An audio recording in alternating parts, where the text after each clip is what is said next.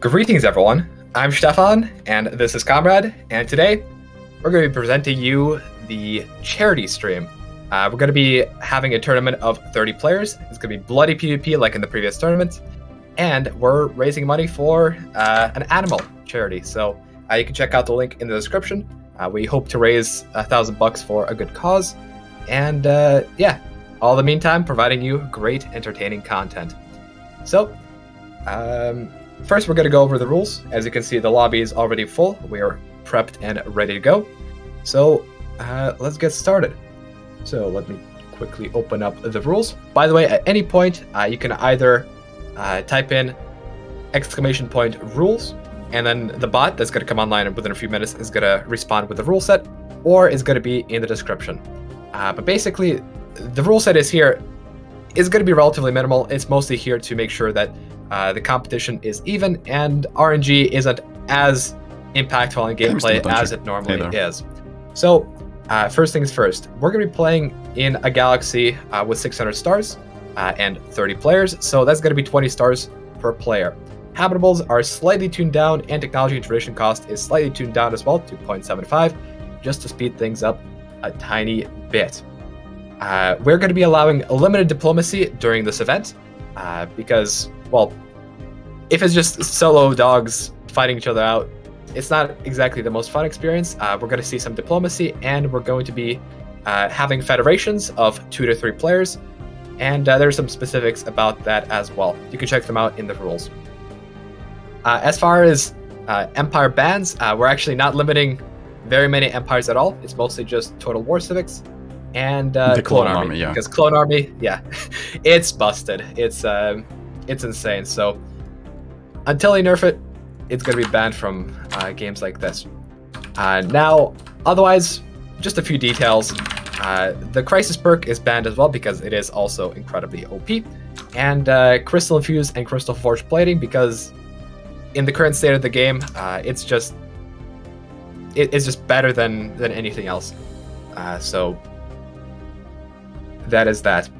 Up until year 2250, we're going to be requiring people to claim in a line so that systems have to be connected in their conquests, and so there's not going to be border gore. However, after year 2250, we're going to let players do whatever they choose. Otherwise, the rules are to have fun and to never surrender. So that's the basics. We have a big list of players. I will quickly pan over all of them right here. Thank you to everyone that is participating. We're going to be giving away some Stellaris keys to them, something I didn't actually mention, but it's going to be a nice surprise for the players. And also, I have some Stellaris keys to give away at certain points in the stream, so as long as we reach certain charity goals, you guys are going to get something from me too. So that's that. Komrad, anything you want to say before we begin? We have, like, let's say, miracle events. There is Valdrax who was able to jump on the train in the very last second. So we have actually 32 participants. I guess it's perfect. Oh no, 31. 31. Yeah, right. We are ready to go. I guess I'll be starting the game right now. Thank you for covering the rules. And let the galaxy generation be, well, good for everyone. And we're starting. Yep.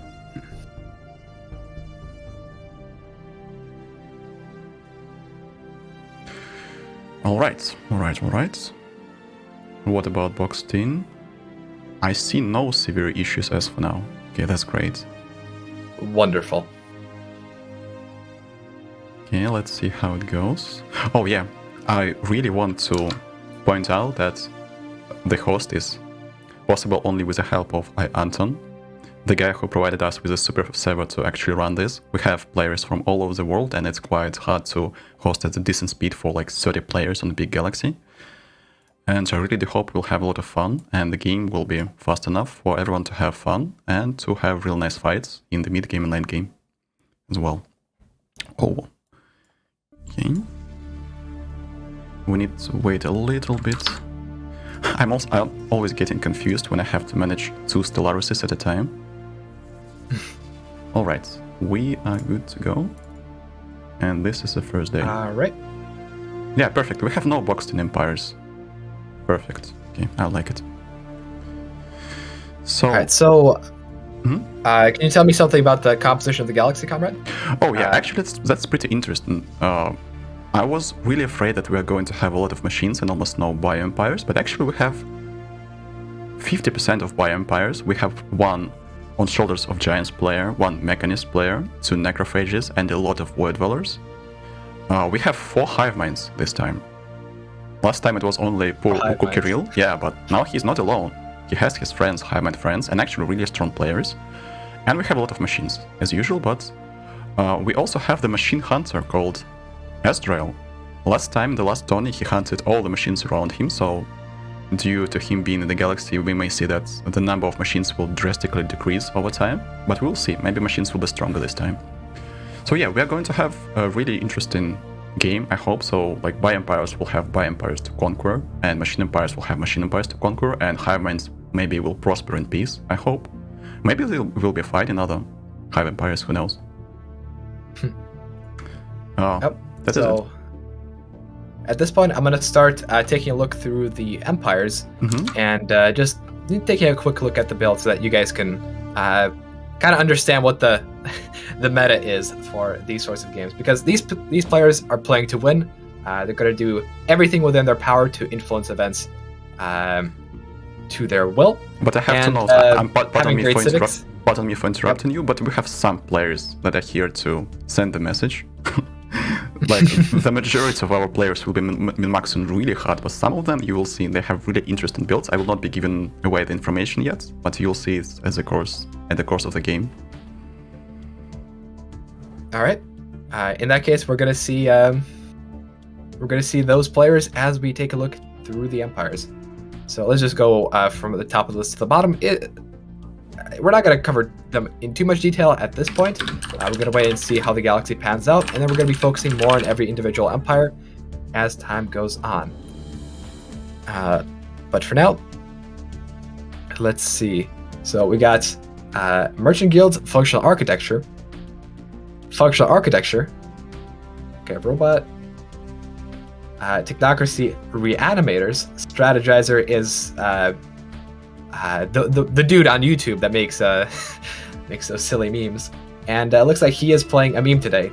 Technocracy is way out of style these days, and Reanimators is a bit of a meme, but with Reanimators you really could make a complete defensive empire that is an extreme pain to conquer. Let's actually check out if he has a very strong species. No, he doesn't. So looks like he might be still going for success, but if things turn south, he might be able to defend with armies. See Jay Stanley playing a rogue servitor. Oh, Automaton also playing Reanimators. We have 2 Reanimators here.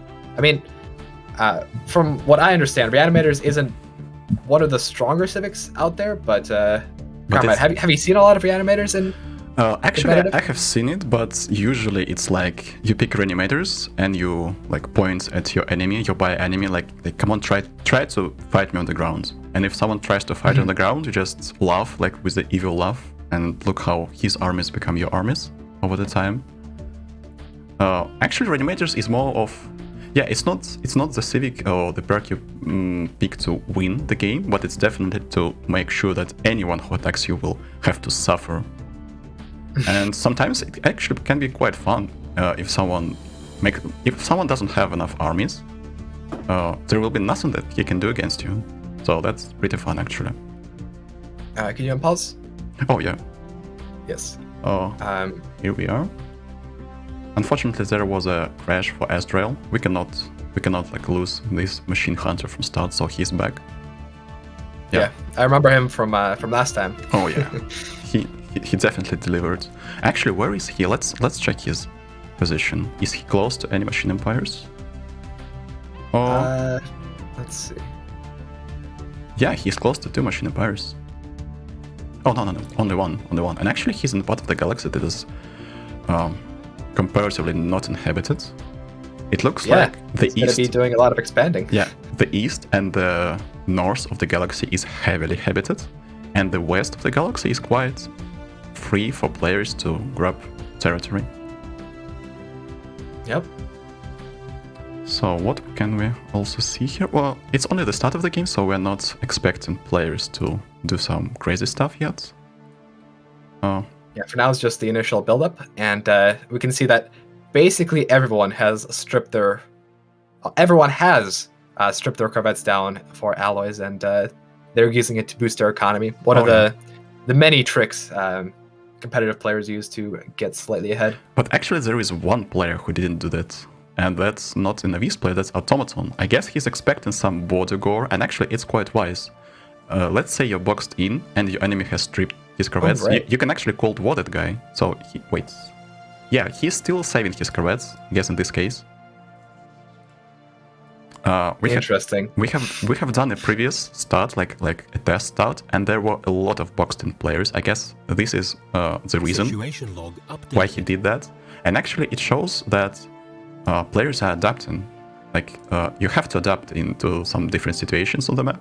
If you're playing multiplayer, there is like no strategy that you can use every time in any conditions. And that's what makes this game beautiful. Well, at least for me. Yeah, and actually speaking of being boxed in, Automaton is boxed in. His only choke point is taken by Singularity. And I know both of them are very strong players, so we're going to see a showdown. Yeah, we are going to see your 30. It will like spike a fire here, 100%. Yeah. Oh, let's check.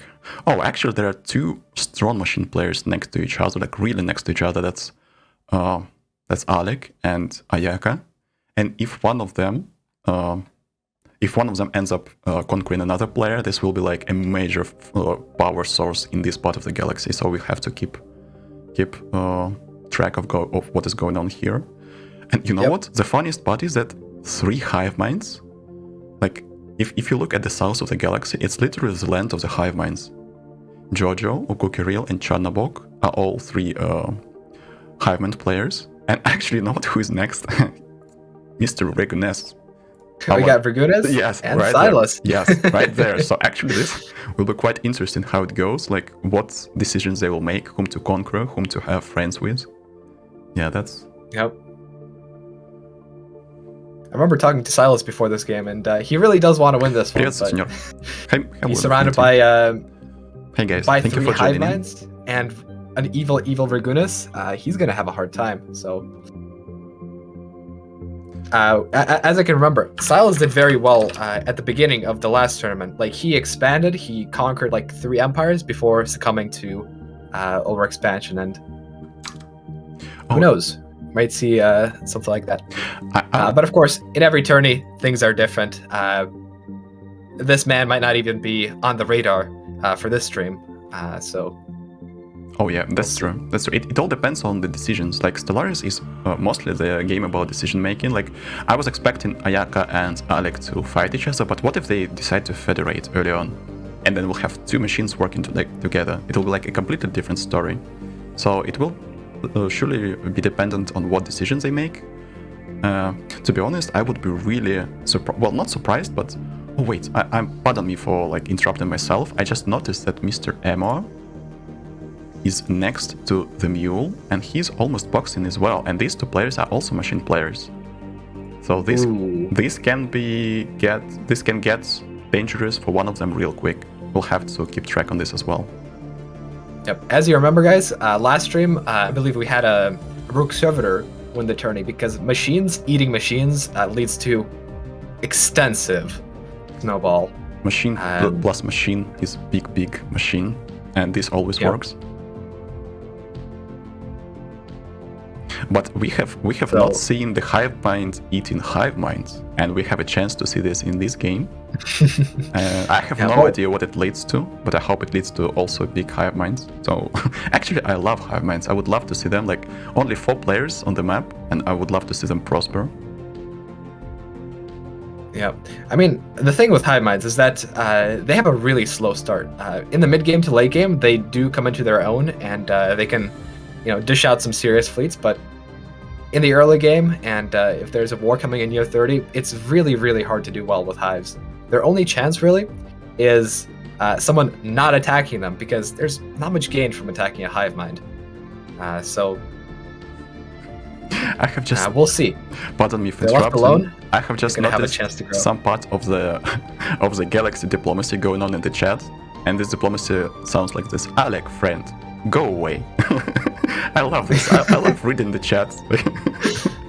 Yep.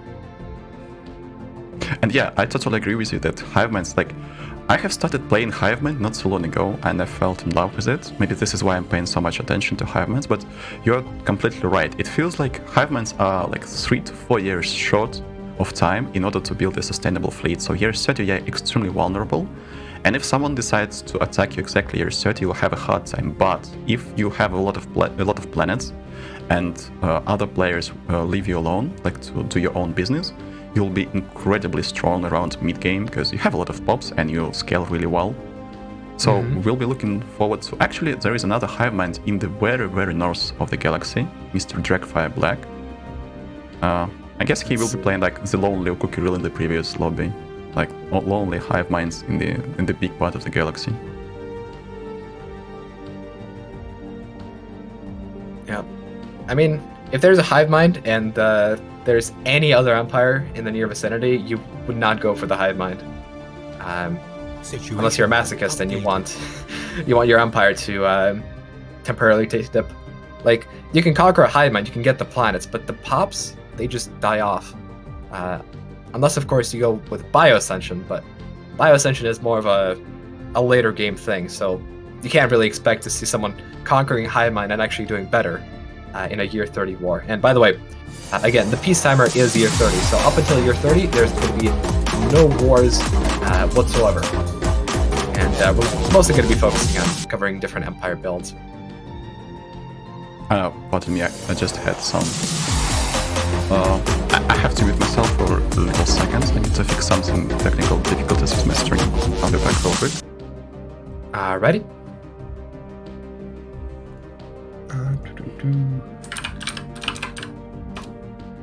In the meantime, I'm going to start paying attention to chat.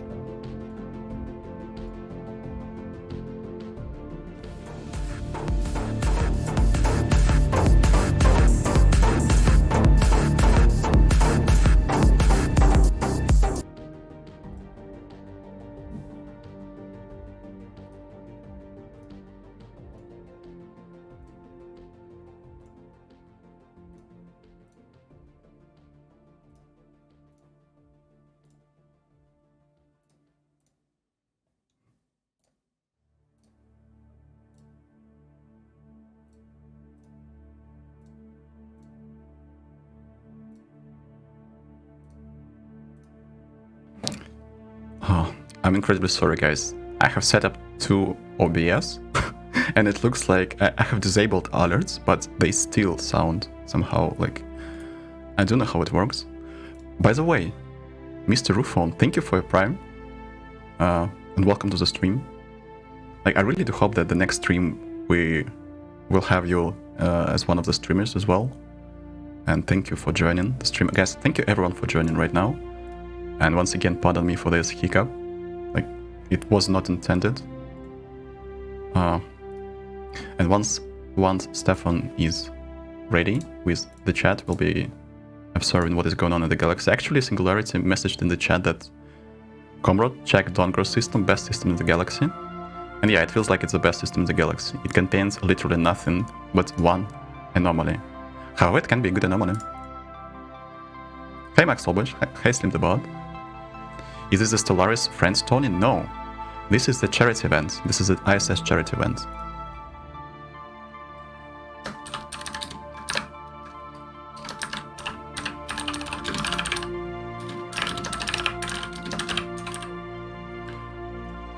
Alright, I have changed the name.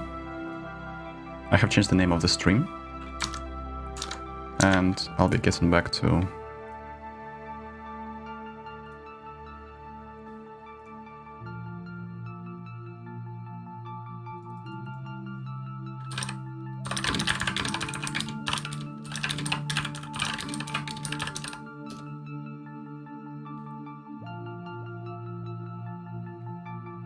Hey Rosborn, the Void Valor Reanimator builds are just looking to tech rush? Yeah, that's it.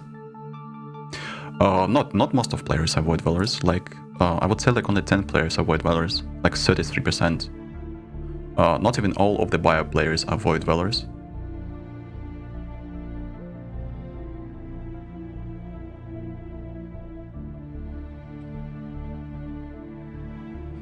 The game is going reasonably well, actually.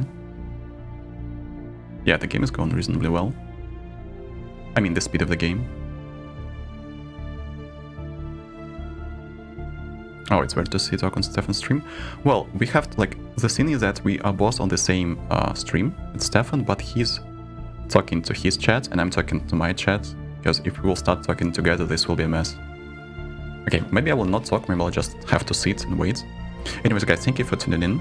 Thank you for coming, for watching. I hope we are going to have a really nice game ahead of us. And I really do hope that some of the hivemans will be strong enough to fight. I am the host, I am the observer, and I'm hosting from the machine that was provided to us by Anton on the super server. Stefan is also observer, so we're observing the game, we're not playing, and we have 30 players on the map.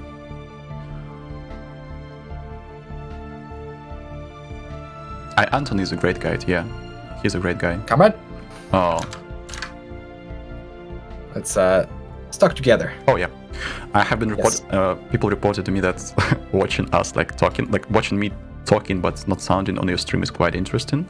But I have, we have to do it's this. a little wonky. Yeah, but we have to do this. All right. Yeah. Maybe, I mean, I guess I could turn your camera off while you're talking to your own chat. Oh, yeah, And yeah. we have a solo segment.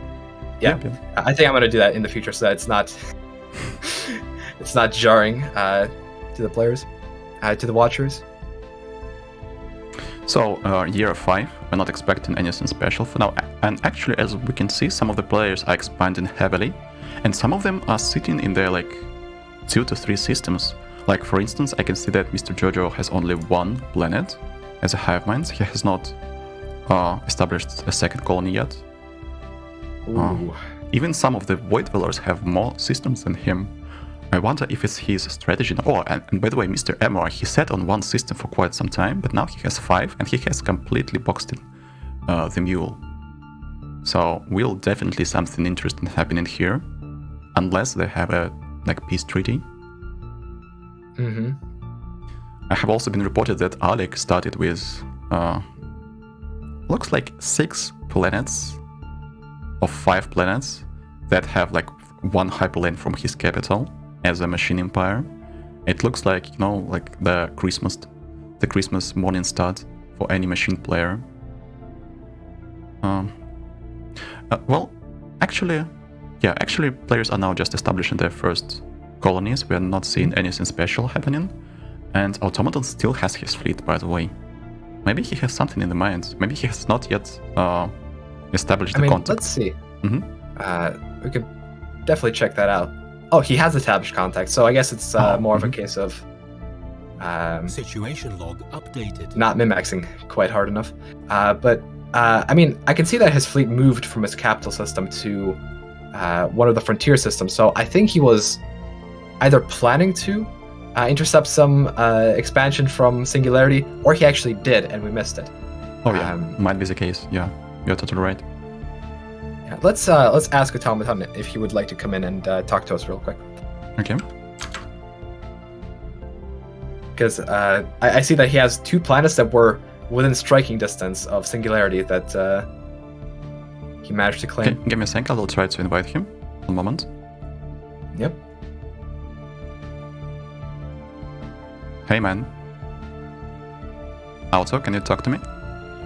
What's up? We have a little question about your fleet and your expansion. Are you okay with talking on the stream? Absolutely, I'd be happy to. Alright, nice. Give me a second. Alright, so let's welcome Automaton, one of the strongest players I know, that I really deeply respect. And let's ask him about the question that Stefan just mentioned previously. Alright, hello Automaton. Hey there. So we noticed that of all the players, you were the only one that didn't take down the initial corvettes. And were you able to make a use out of them? I thought that Singularity might try to chase me off because I was basically taking his guaranteed spawns. So I wanted to make sure that I could chase them off. And I always, whenever I decommission them, I always get the Warriors of Light, and then just get some Void Dweller. I can't afford the Warriors of Light chasing off when I'm trying to build habitats. Build habitats. So you're actually going for multiple habitats right off the bat instead of just sticking to the first 3. I'm hoping to have 7 or 8 up by 30, and no 7 fleet. or 8. And no fleet. God, do you have some sort of pact with Singularity? How are you going to defend against him? Or are you just hoping he has a better neighbor to attack? Resilient zombies. Swarms and swarms of zombies. I'm going to locate all of my habitats in like 1 or 2 systems, and we're going to hope. I'm also hoping maybe I can just bribe him with his own guarantees that I took. Yeah, I guess it's not the best way to establish some money. friendship.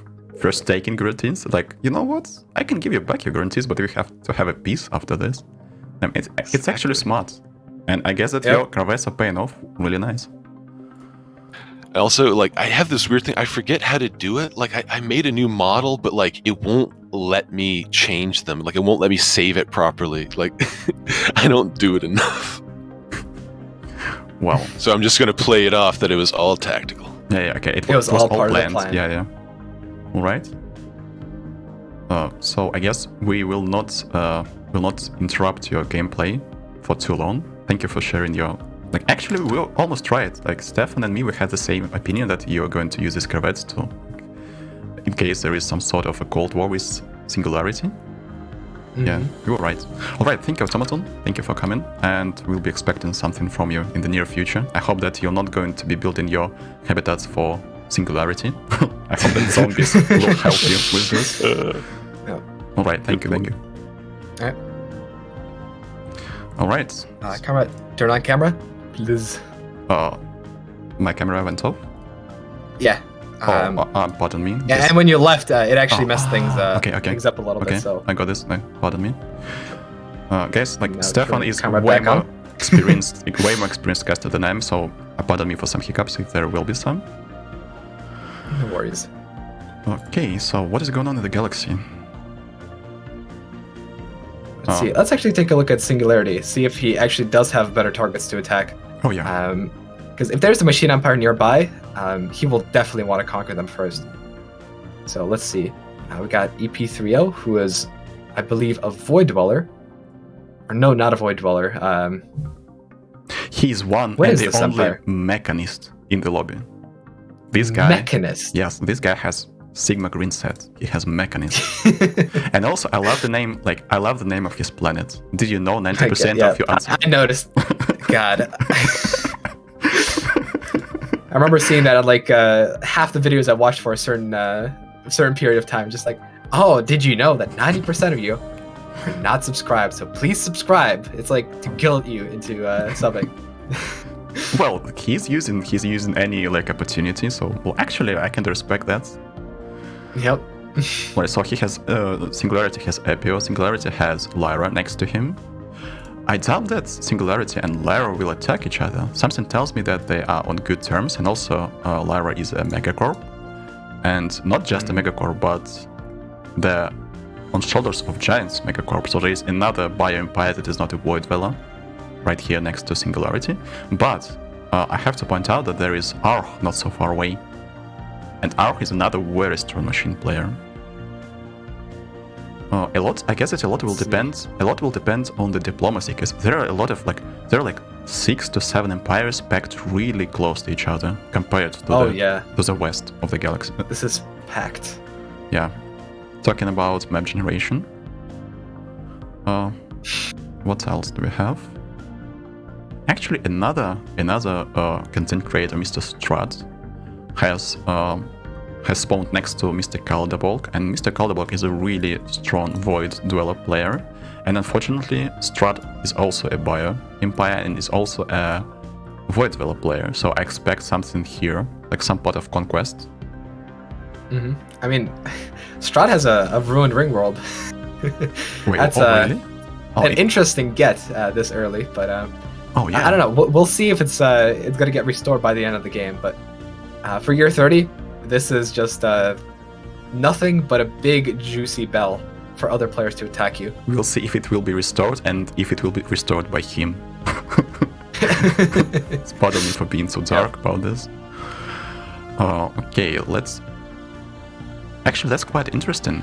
I do not see the second guaranteed for our high-event player Ukukiril. Is it me being... Let's see.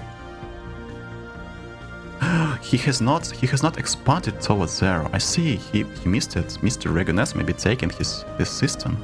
Oh wait, no. Oh no, never mind. I'm completely wrong. Actually, his guaranteed spawned under the huge fleets of crystalline entities. This is so unlucky. That is unfortunate. This is so unfortunate. And there is a Gaia world there as well.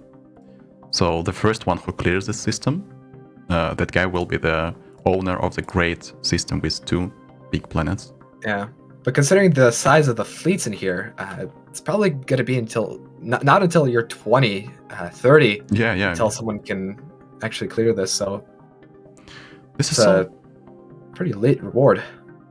But it does mean that he is completely disconnected from Regunas, so Regunas won't have a chance to sink his teeth in. And actually, is Regunas? No, Regunas will have to go through that system. He doesn't have another way out? He doesn't have another way out. Yeah, Regunas is here, and his only way out is through 10,000 worth of crystals. Mm-hmm. Well, I'm pretty sure that Regunas will have an easy time fighting them, but I wonder if he will feed his ships to fight these crystals, but will this be enough to fight Ukukiril on the other side? I know that Ukukiril is he enjoys corvettes a lot. Mm-hmm. And sometimes he's able to yield a really big fleet, but when he has 3 planets, now he has 2. But his systems are quite rich, actually. He has just taken a system with 2 gases and a lot of minerals. This might help quite a bit. Okay.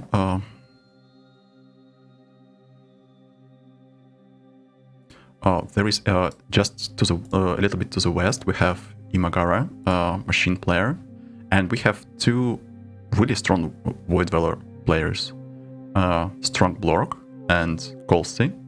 Like, both of them are Void Dwellers, and both of them, I know that they're aggressive. It can actually, there is a chance they will both be attacking this machine empire and then fighting each other, so we'll have to keep track of this part of the galaxy as well. Yeah, they do have access, and actually, I don't believe they can connect to each other without going through him. Yeah, they will have to fight on his territory. Poor machine empire. I do not want to be in his place. It's very partitioned. Yeah, and here we have the west of the galaxy. Like, they have all the time in the world to take all these systems, to take all these resources. They are completely free to expand. At the same time, they do not have a lot of targets to attack as well. So if their intentions were incredibly aggressive, offensive, they will not have a lot of targets to conquer early. Yeah, I mean, Ezrael, we know, is a machine hunter, and yet he has met no other empires up to this point. Well, he's just here in a empty chunk of the galaxy with fairly good resources out in space, so he might have a chance to just build up. Yeah, who knows? Maybe this time he will be the machine hunter in the late game. Maybe he will just scale. Yeah, I have no idea how it works out, like, for this 30 years. It will be so explosive. Yeah. I mean, we will have to see, because the problem with Void Dwellers is that if you're going for the standard rush of just having your 3 initial habitats and building as much alloys and as much tech as possible in the first 30 years, if you don't conquer someone and you don't take more territory, you kind of just fall off a cliff. Yeah, that's true. Completely true. You just have to conquer someone, otherwise you will just get outscaled by other empires. So Void Dweller is like, it's the same as colonizing with corvettes in the no peace timer lobbies, but for Void Dwellers, like year 30, you have to conquer someone. If you don't, like, it means that in 10 to 15 years, even the Hive Mind Empire will come and say, like, okay, guy, your territory is my territory now. And but for now, Void Dwellers are at the top of the list. Like, top 5 empires are Void Dwellers. Well, makes sense, because Void Dwellers have the best start, especially like... they do. They have pretty crazy bonuses to start with. It's just that the expansion is hampered. And with the state of merchants right now, Void Dwellers are incredibly good. Like, I'm just checking out Ezreal, and he has a habitat with 252 trait value getting produced. Like that is crazy. And compared to technicians early on, merchants are actually way better. And we can see that he's also swimming in Unity just from the sheer amount of merchants he has. I have just received a question if there are any lithoids at all in the galaxy, and it looks like this time we are not going to see any rocks in space, at least as like citizens. I know that Arch sometimes uses lithoids as biotrophies in his empire. Actually, we can check it right now. See, I wonder if I can. No, I can't really check out galaxy species right here, but oh yeah, I mean lithoids are not what you would call optimal.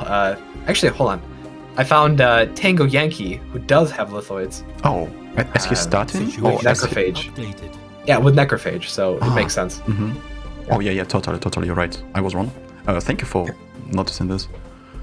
Speaking of lithoid necrophage, and necrophage in general, how often have you seen necrophage in competitive lobbies ever since the nerf? Because I know they got nerfed pretty hard in 3.1. I have to tell you that I know only 2 players. Those players who play in this lobby. It's KJ and Tango Yankee, and they got like gradually better and better with necrophages, even though they got nerfed so hard. I guess it's more about, necrophages are definitely not at the power level they were previously, because in the previous tournament we had like almost half of the lobby playing necrophages.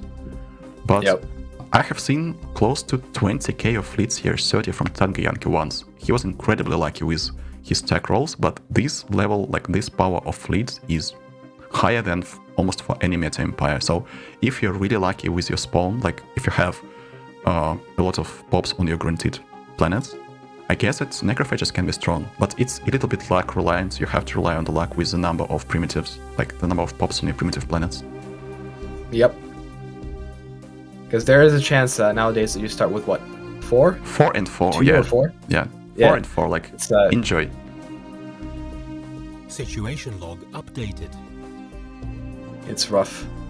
But yeah, we can see now that the galaxy is getting more and more filled in. It is now year 11. And let's see, who has the biggest blob?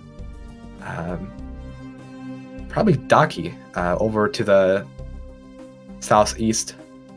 He's expanded very heavily towards the center of the galaxy. And let's see, what is Daki playing? I remember playing a RimWorld with Daki. That's how I know him. Wait, Calamitous Birth, Hive Mind. I didn't notice that. Okay, that makes total sense. So he tries to grab any planets in his territory that he can. Mm-hmm. Oh, I was thinking that he's and playing. It does seem that he has a lot of planets so far. Yeah, I actually played this exact build, Hive Mind, Calamitous Birth with lithoids, and yesterday during my weekend multi-game, and I actually did very well. It's just a case of having to expand and having to wait for like year 40 or 50 before you can actually start doing anything as far as the galaxy goes. Like if no one attacks him, he's going to be in a very good spot. And it feels like even though Calamitous sucks, it does give you some advantages. Oh yeah, you have a lot of pops, but I'm a little bit worried because he's next to the machine players, and machine empires are the only empires that kind of do not care about this habitability minuses that you get when you colonize, when you have the lithoid crater, minus 50% habitability. For other empires, it's kind of like almost a death sentence. But you know what? I have noticed one thing. Like I have been asked if Ukukiril is going to play defensive as usual. I checked his species, and he has Resilient plus 50% defense army damage. I guess. Yeah, I noticed that on Automaton as well. So I guess we have a lot of some defensive plays. Yeah, we have some defensive players, and Ukukiril is known for this. And in the last tournament, he had like 5,000, 10,000 armies. So the wars with him lasted forever, literally. Yep.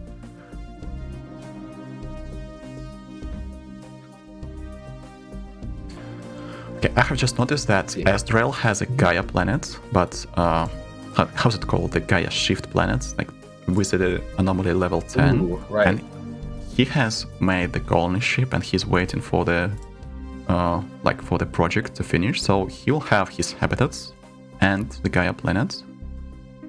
I cannot see if he's actually building something right now. Situation log updated. No, he's not. He's built a lot of stations. Oh yeah. Which is interesting. I remember actually talking to people at QA at Paradox, and they actually pointed out to me that, by the way, it actually makes financial sense to overbuild your stations and just put hydroponics or energy producers on your stations, and it makes more profit than it consumes in upkeep. So it looks like that Ezreal is doing exactly that, making 77 food just from the Starbase modules alone. I have also noticed that he has crime lord deals on his habitats, but crime lord deal is quite, I would say it's really hard to manage right now. It wasn't like the way to go for every single bio empire. Now you have to put a lot of micro into it, and we'll see if it actually pays out for him. But actually speaking about the stations, I have been I'm quite I love my ways, old ways of playing, and I do not like seeing red except for the energy. So usually I did not build star bases, but I was also taught that actually you can overbuild this, and it makes a lot of sense, especially for hive minds and machines, because they have hydroponics and solar panels. And for some reason, bio empires do not have solar panels, which makes it quite interesting. Why? But maybe bio empires have trade hubs, and with the modules they can get 2 trade from each of those modules. Yeah. Imagine that. Just pales in comparison to 6 energy credits just right off the bat. Also, Void Dwellers are still at the top, but we see Lyra, number 2 in Empire Power right now. She's running on Shoulders of Giants. Maybe a lot of comes from the amount of minor artifacts. Yeah, I remember ranking Shoulders of Giants on an Origins tier list, and I actually ranked it fairly high because the sheer amount of minor artifacts that you get is insane. It can completely sustain your economy for the first little while, and so you can focus more on producing alloys, research, anything you need. And so it's effectively quite good, and you do get, I believe, 2 planets through the event chain with it, so it's a potentially powerful origin that I don't really see a lot in MP. And personally, I mean, I don't even play it a lot either, because it's an early boost, and then you spend the boost, and it kind of feels like, right? Yeah, and also she's playing the Megacorp, and these minor artifacts help its own with establishing early branch offices. Absolutely. Let's see. Does she have any branch offices established yet? Yes. In Kalderborg. This actually works out really well. Lyra is making, 267 energy credits off those stations. That's insane. I have to admit that at first we had our rule set, and I just we decided no commercial pacts, no trade facts, no research agreements. We limited diplomacy, but then there are always some people who say I think that it's suboptimal, and I decided that let's have a vote. The vote has been taken, the democracy has spoken, and this is only the start. We will see the amount of trade she'll be making from commercial habitats of Void Dwellers. 100 energy, it's not even the end, it's the start. So if everything works in her favor, she'll be the galactic powerhouse of energy production. We can see almost 1,000 energy per month from branch offices before year 30. Well, people have spoken. We will see how it goes for her. We'll see. And I mean, with this current galaxy composition, it certainly is a good play, because there's a lot of people playing with merchants. Yeah, I've taken a look, and I'd say a third of the players are running merchant guilds, or are running merchants in general. It really goes to show you how powerful the strategy is in 3.1. And if you add, hopefully they change it. If you add the trade league to this, it becomes some next level of It's almost the clone army level. Yeah, clone army is still stronger, but Trade Federation plus having your branch offices on merchant habitats of void dwellers, you can actually buy like 50 alloys per month and do not care about the price. You're so rich, like the Scrooge McDuck level of being rich if you play this way. But trade federations are banned in this lobby because, well, yeah, trade federations are trade federations. Trade leagues, yeah. Incredibly powerful. I've also played with a trade federation in one of my own multi games, and I believe we got up to like 3,000 or 4,000 trade. Like everyone would be getting 3,000 or 4,000 energy just from the trade alone. In the end, and the abundance of unity, it's abundance of unity and consumer goods. Like you can literally close ascension, like get ascension perks and close tradition trees like it's nothing before you're 50. You don't even care about unity. You just forget about this. Yeah. But actually federations are allowed in this lobby, but only, like fighting federations or research federations. So we'll see how it goes. Like, actually, have we seen a single federation yet? Let's see. I'm gonna activate Uni as map mode, see if anything changes. No, it doesn't seem like it, so looks like everyone is so far alone. I mean, it does take traditions to be able to change things around, and we're paused, by the way, so... Okay, Emma has crashed, I guess. Give me a second, please. I'll try to message him. Alright. What was I talking about? God damn. Trade, federation... about federations, if there are any federations on the map, and there are none at this point. Oh, yes. Yes. I guess I made my point. So, I guess it's a good time to remind you guys, this is a charity tournament. You can see that the link to the charity is in the description. We found a charity that helps research stuff for animals, such as, for example, curing diseases and making animals' lives generally better. So, if you want a tech rush for animals in real life, please do chuck a couple bucks in there, and we can really make a difference, guys. That's a nice one. Tech rush for animals in real life. I love it. Tech rush for animals. Yeah, that's real nice. So, anyone playing technocracy, anyone playing high level tech empires, you know what to do. Tech enjoyers. Yeah.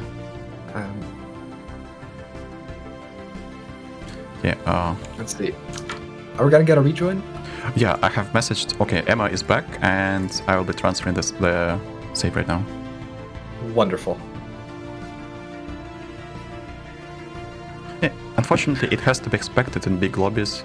We are trying to make everything as smooth as possible, but we still depend on the personal computers of those who are participating. Mm-hmm. Yes.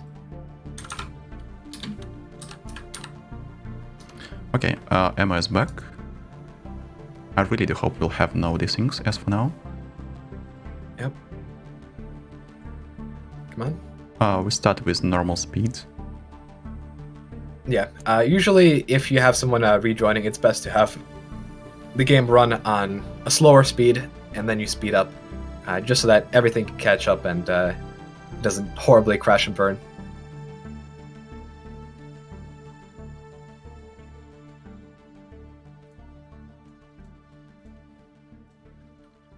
But it does look like from the top players, what is it? 1, 2, 3, 4, 5, 6, 7, 8, 9. Top 9 players, all of them are running some variation of functional architecture. Those building slots, man, are really something. Oh yeah. And yeah, I remember with one building slot, it was an all-right civic to pick, and with 2, it's just a must-have these days. Especially how well it synergizes with the mercantile. Like you can spam commercial zones with void dwellers. And also it synergizes really well with the machine empires because you can spam fortresses to get unity from the unused. Oh yeah, there is a tree. Yeah. Yeah. So actually it's so good with the meta builds right now. Actually in the ISS mod we tried to provide hives with the functional architecture as well. But unfortunately Hiveman's the requirements for minerals is so high, it didn't feel like it's so much better than it was. Like, and actually, I really do hope that we'll see some sort of rebalance for functional architecture. It's too good as for now. It's just a no-brainer pick. If you can pick functional architecture, you just pick it. If anything, I think it should be changed to either give.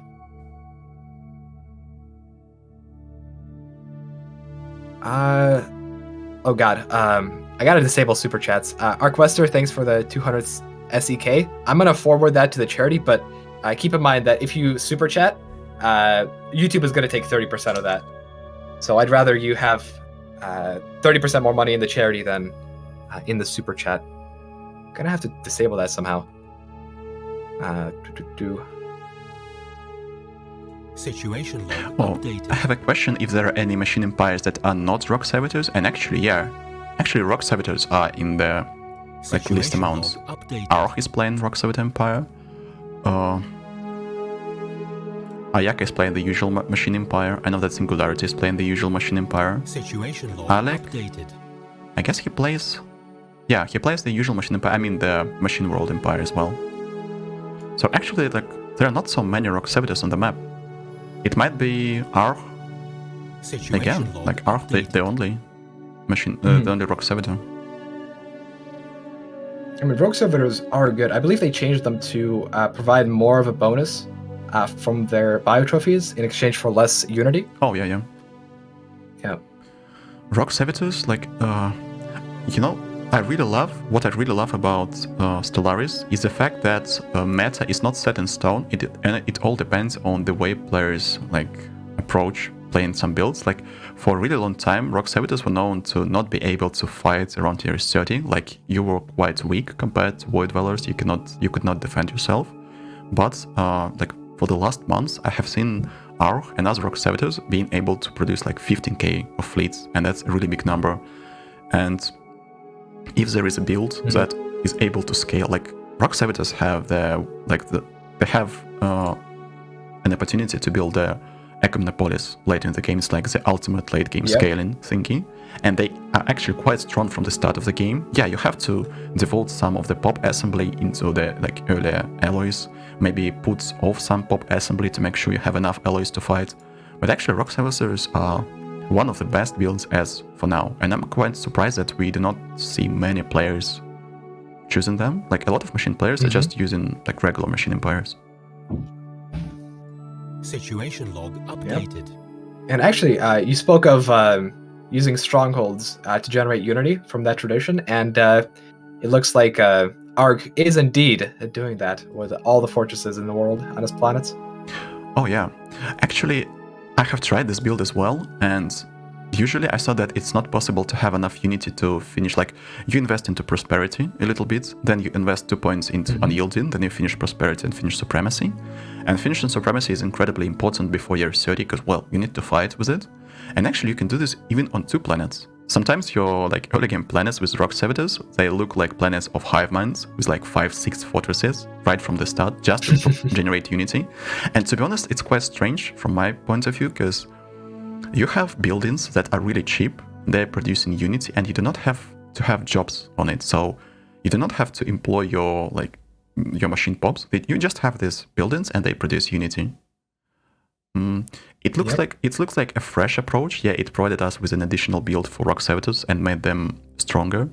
But hopefully we'll see some change to this. Maybe let's say you have one job there, but it provides you with more unity, like super soldier job for early game. I don't know, something like this. Like, I cannot imagine the name for this.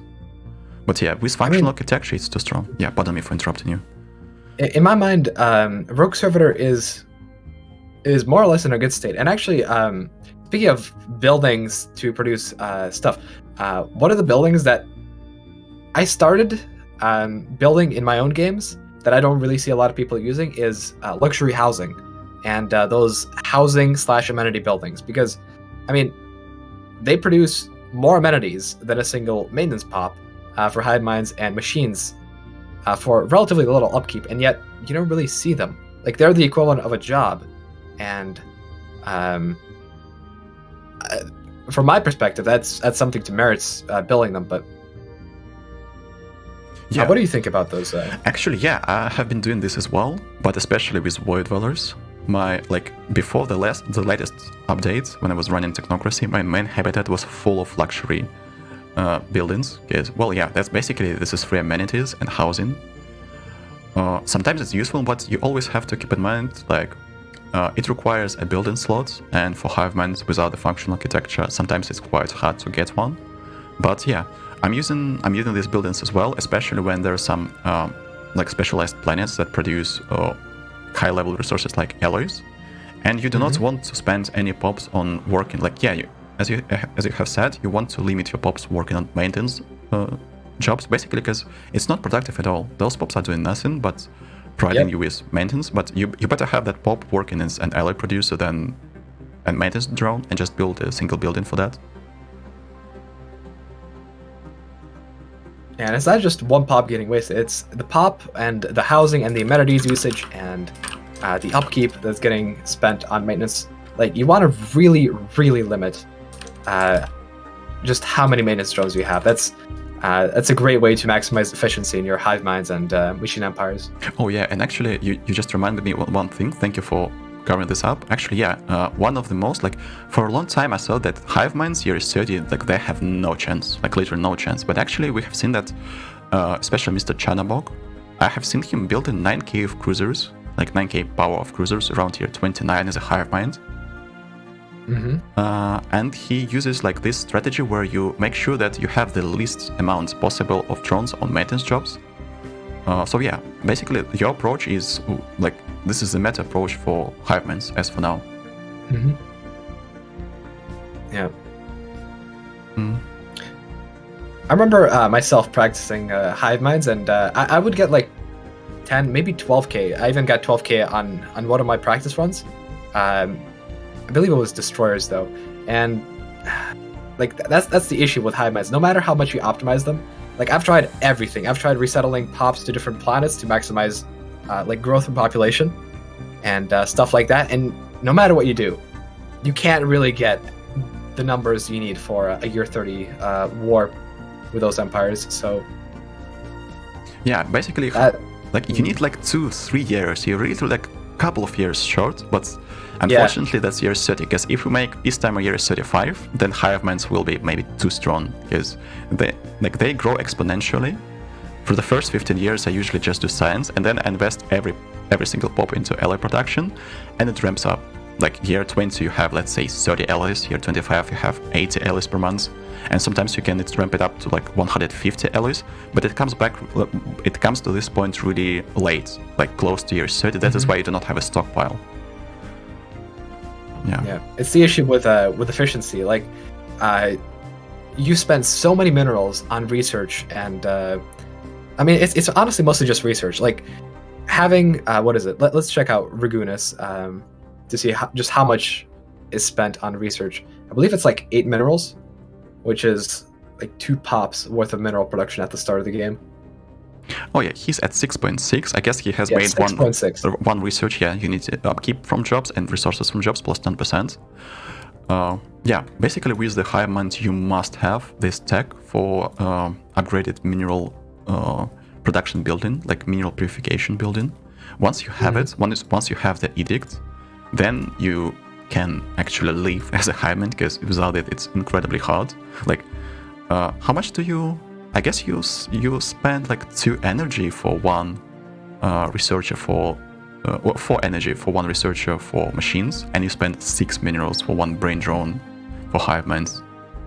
Yeah, and with a normal empire, it's 2 consuming goods, so it's maybe 3, maybe 4 energy as well. So just the efficiency, and also it's so much better to produce energy to upkeep your population than it is to produce minerals, because energy you can easily produce and then buy stuff on the market.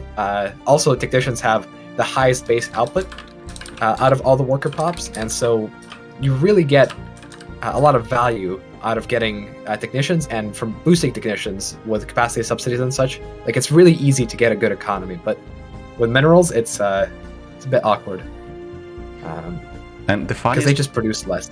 And the funniest part is we have been trying to optimize it in our SS mode, like multiplayer mode. We have been testing, trying to make sure that we kind of balance it for multiplayer, for meta builds. And we found out that actually, you can get the research for Energy Edict from the start, like literally as your first research sometimes.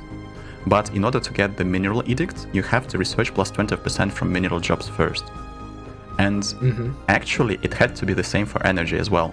But for some odd reason, it kind of bugged out, and you can get access to energy faster, even though the energy is already a better resource.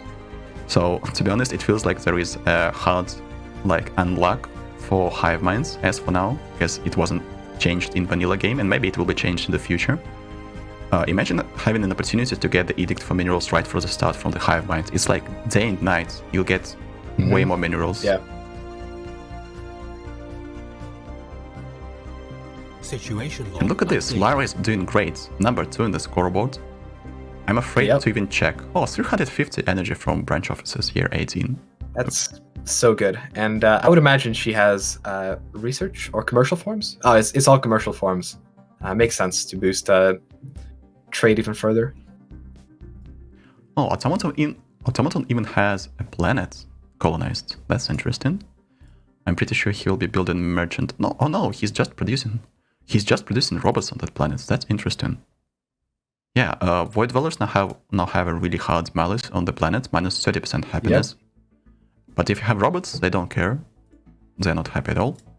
They'll just work for you. Yeah, look at this. Yeah. Two food upkeep produces 2.9 minerals. Oh god. I mean, what I would usually do is I would colonize planets and just put bureaucracy on them.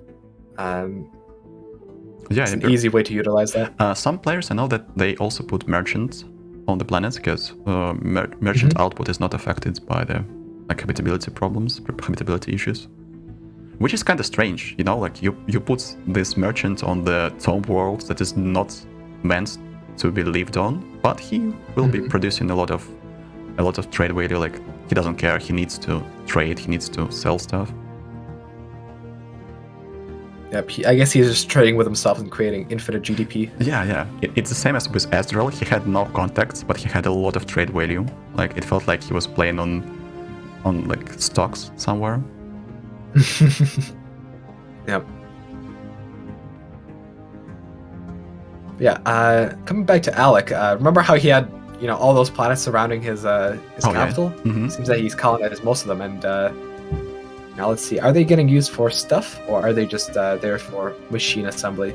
Seems like he's using them for production. mostly assembly, but a bit of production as well. Yeah, assembly, Unity, and some production as well. Let's see, is he playing machine capital? Yes, he is. I believe the strategy for a machine capital is you colonize as many planets as possible, and then you resettle pops onto your capital early on, so that you get as much bonuses as possible. Because machine capital does give you extra resources from jobs, and you have a lot of districts on it. Yeah, you basically just have to produce some minerals and energy and produce science and alloys on your capital. Basically, rock servitors do the same. They have bonuses from the bio trophies on their capital, and that is why they also I know that R has a really nice strategy, like a really smart strategy. I guess we'll be able to check it on his pops. Give me a second. Let's see. Yeah, he starts with efficient processors and logic engines. Basically, he has all possible buffs for the research production and alloy production. And later on, he allocates all energy production to his colonies. And on his capital, he only produces alloys and research. And and once he has this robot templates, he just adds the assembly speeds, and he adds this additional energy production or additional mineral production depending on what colony he has.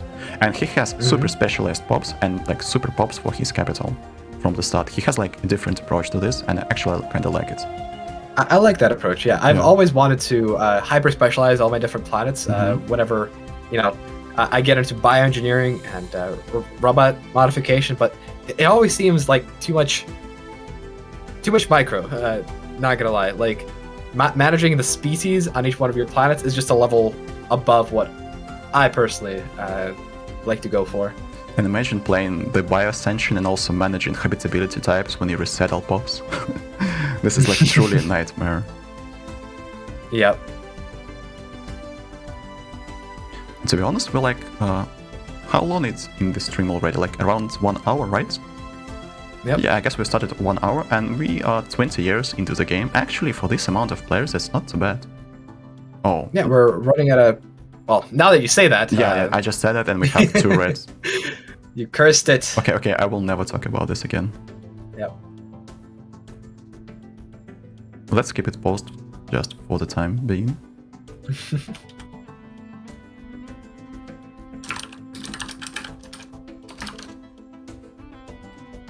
Please, please, please, please, please.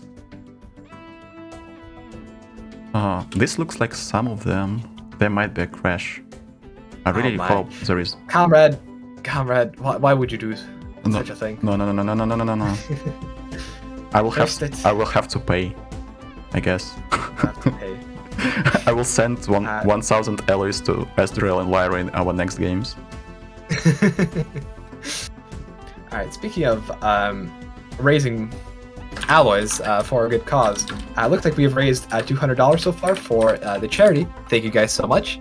And I will be forwarding the money from the super chats as well to the charity after the stream is done. So, yep. We're on our way to raise $1,000 for tech rushing animals. Yes. Sending them to the flesh is weak, and no more sicknesses. Bio-ascending. Yeah, on a serious note, thank you guys. Thank you so much for this. Actually, I love the comments on your stream, like, imagine playing the most genocidal game to raise funds for animals. Yeah, right? Okay. Alright.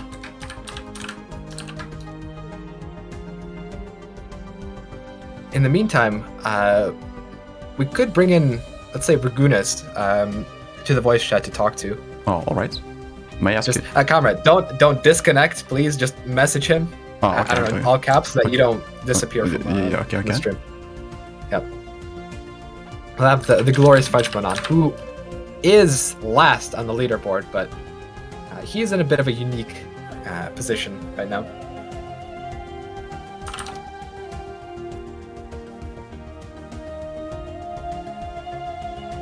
Okay, this might take a little bit of time, but I'll try my best.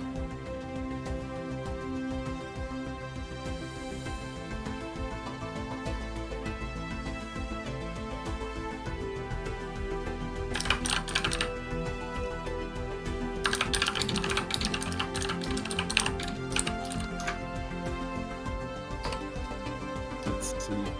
Is Regunas even in a voice chat? Because I don't see him. Yeah, I have just messaged him to come back, and Lyra just... Oh yeah, Lyra has to reboot her computer. Stuck in a connection loop. Yeah, well, I guess maybe we'll make like a little break for those players, participants, and we can talk to Regunas. Yeah, I guess it's the best way to actually utilize this time. Yep. Let's just have him join in.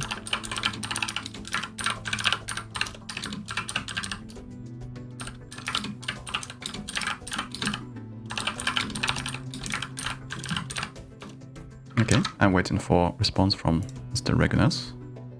Maybe he's too busy doing his plans. He's always plotting.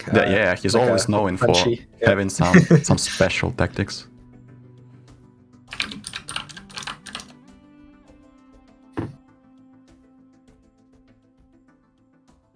I guess in the meantime we can probably drag Silas in. Yeah, I'll try to. I'm messaging him like Silas. Yeah, Silas. Okay. Silas.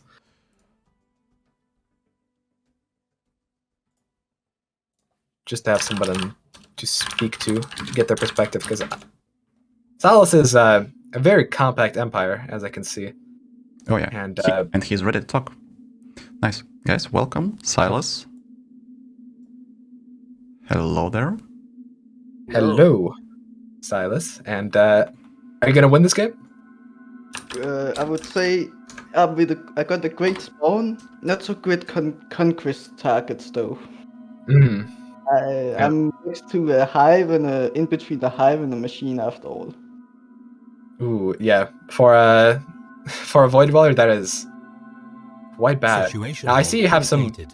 interesting expansion going on. You have most of your empire in one cluster, and then you have one single system just kind of out there. It's a 16th system, mineral system. Oh yeah, is it Void Dweller? You're So I just didn't want attracted. to- Yeah. I didn't want to risk Jojo getting it without me, so You do have a lot of minerals across your system, so it is quite a good spawn. and I have But- a fleet expansion guy as well. Oh. Oh yeah, we haven't talked about ship focus rulers and fleet expansion guys. Yeah, thank you for noting this. Your leader is bonkers. Architectural sense, fertility preacher, champion of the people, fleet expansion. Like, Wow. I couldn't ask for anything better. Like, that is crazy. The destroyer focus would also be pretty nice, but I'm not that going too, to yeah. expect that with this.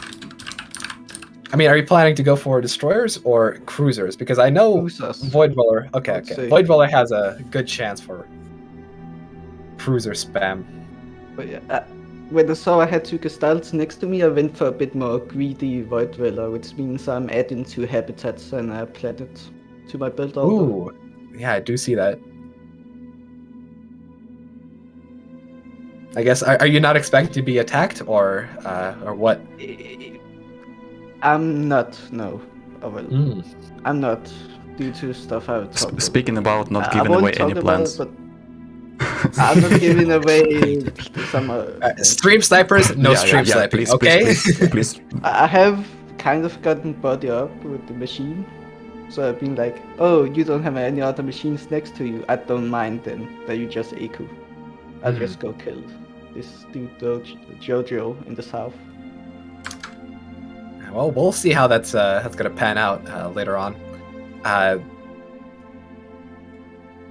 Year 30 is only 10 short years away. For all I know, I won't find any bios from going through the machine empire. So I'm expecting the hive to have some bios on the other side of it. But otherwise I have not met anyone else. Only the hive and the machine empire. Which is pretty sad. Yep. And you have not seen the west of the galaxy yet. When you see it, you will be quite surprised. There are like 4 players living in the luxury of having like close to 150 stars for 4 players. Well, at least you kind of. I think I heard something about that. Yeah, from the machine empire I talked to. He was like, I haven't met anyone yet. I was like, bam. So Yep. yeah, hopefully there's Oh. a bit more population after the hive player. We'll see. We're not gonna give anything away. Except for your but it glorious seemed- leader. Yeah. You glorious leader, indeed. Yeah. So now we're getting the HUD joins. We're going to Oh, be yeah, able to focus on some of the other stuff, and might pop back into a chat with Silas later on. Yeah, thank you, But, Silas, for coming. Thank you. Yep. Thank you for coming. No problem. And I see that Regunas has responded, and he says, "I've got the thing muted." So Oh, Hello. hello there. hello, hello. I love So- this voice when I hear it. Now we got the glorious Frenchman in here, Oh yeah. and it seems that you're not doing very well, just from a leaderboard perspective. But how are you feeling about your position? It's pretty fine, I guess. It's Hive, so the start is always a bit slow, but I don't dislike too much my start personally. Like, I have 1 choke point, a lot of Yeah, and- planets, and a dream. And that choke point we noticed is blocked off by a bunch of crystallines. Like, how are you? Yeah, wow. How are you gonna go about that? The crystallines are certainly not going to save me from any serious threats. Situation log But at least updated. I don't have sand ships going in my system, so unless stream sniping, like only the hive neighbor should know that I'm here. Do you Fellow have? hive. I really do hope there will be friendship between you and that hive mind, but who knows how it goes. Yeah, I'm really trying not to get any plans away from you, not trying to bait you into giving away. I mean, actually, we had this question come up earlier, and you as a prolific hive player might know this. If a hive conquers another hive, what happens? Do the pops just kind of die off, or No, you just get the pops. It's free real estate. Free real estate. Oh, Interesting. For free. There is no happiness debuff. There is no nothing. It's actually in Stellaris. When you see another hive, you should go and kill it, basically. But I'm not sure I'll do it for this one. Speaking about Dark Forest theory, yeah, in Stellaris, if you see another hive mind, go and kill it right away. Like there is no other way to approach this. I wish there was a way for like bioempires to make use of hivement pops. Yeah, unfortunately, like hivements are in a good position. They can only get pops from other empires, but their pops are getting purged if someone attacks them, like not the hivement type. Unless they're necrophage. Yeah, unless you're necrophage or you have bioascension. Yeah. But actually, hivements are in quite a good spot right now because there are not so many necrophages on the map. Remember that the dark times when Ukukiril was the only hive mind and there were like 15 necrophages on the map? That was real horror. And now it's... Alright. Are we going to see any special tactics from you, Regunas, today? Do you have something planned? Yeah, I'm fishing from one tech before showing off the power of Idyllic Bloom. Idyllic Bloom, right. I have noticed that. I haven't commented on it yet, but Idyllic Bloom is a strange one, to put it mildly. Right. Yeah. It's not great, but it's not that bad, because, well, Hive Mind Civics are de facto not that great. It doesn't make that much of a change. Yep. We'll see how your empire pans out. We'll probably be checking back once we see that the crystallines are destroyed one way or another, because you can't just stay in here forever, right? Yeah, right now I just noticed like a lot of my starbase are done, so my eco should be better. Oh yeah, you also relying on starbases. Yeah. There are a lot of starbases in your empire now, like 9? 8. Oh, 8 starbases, yeah. The money should flow. And I'm curious, so you have, you obviously know that you have 2 planets in your space that are low habitability, and you're not colonizing them. Is that what's the reasoning behind that? Because normally because every time I do it in these kinds of lobbies, I die. So I keep the 3 planets, and then I consider taking another one. But not before. I see. So you don't want to get too greedy with expansion. Pretty much. I don't need them that much anyway. Yet. Fair enough. Oh wait, I thought I had the food thing on my home starbase, but I guess I didn't. Ooh. But yeah, we'll definitely be checking back on you. You seem to be tech rushing pretty hard. Yeah. So maybe we'll see you outscale someone at some point in the future, but we'll be hoping. We'll be hoping for that. Thanks for joining, and thank you. We hope to see some interesting stuff from you. Yeah, see ya. Yep.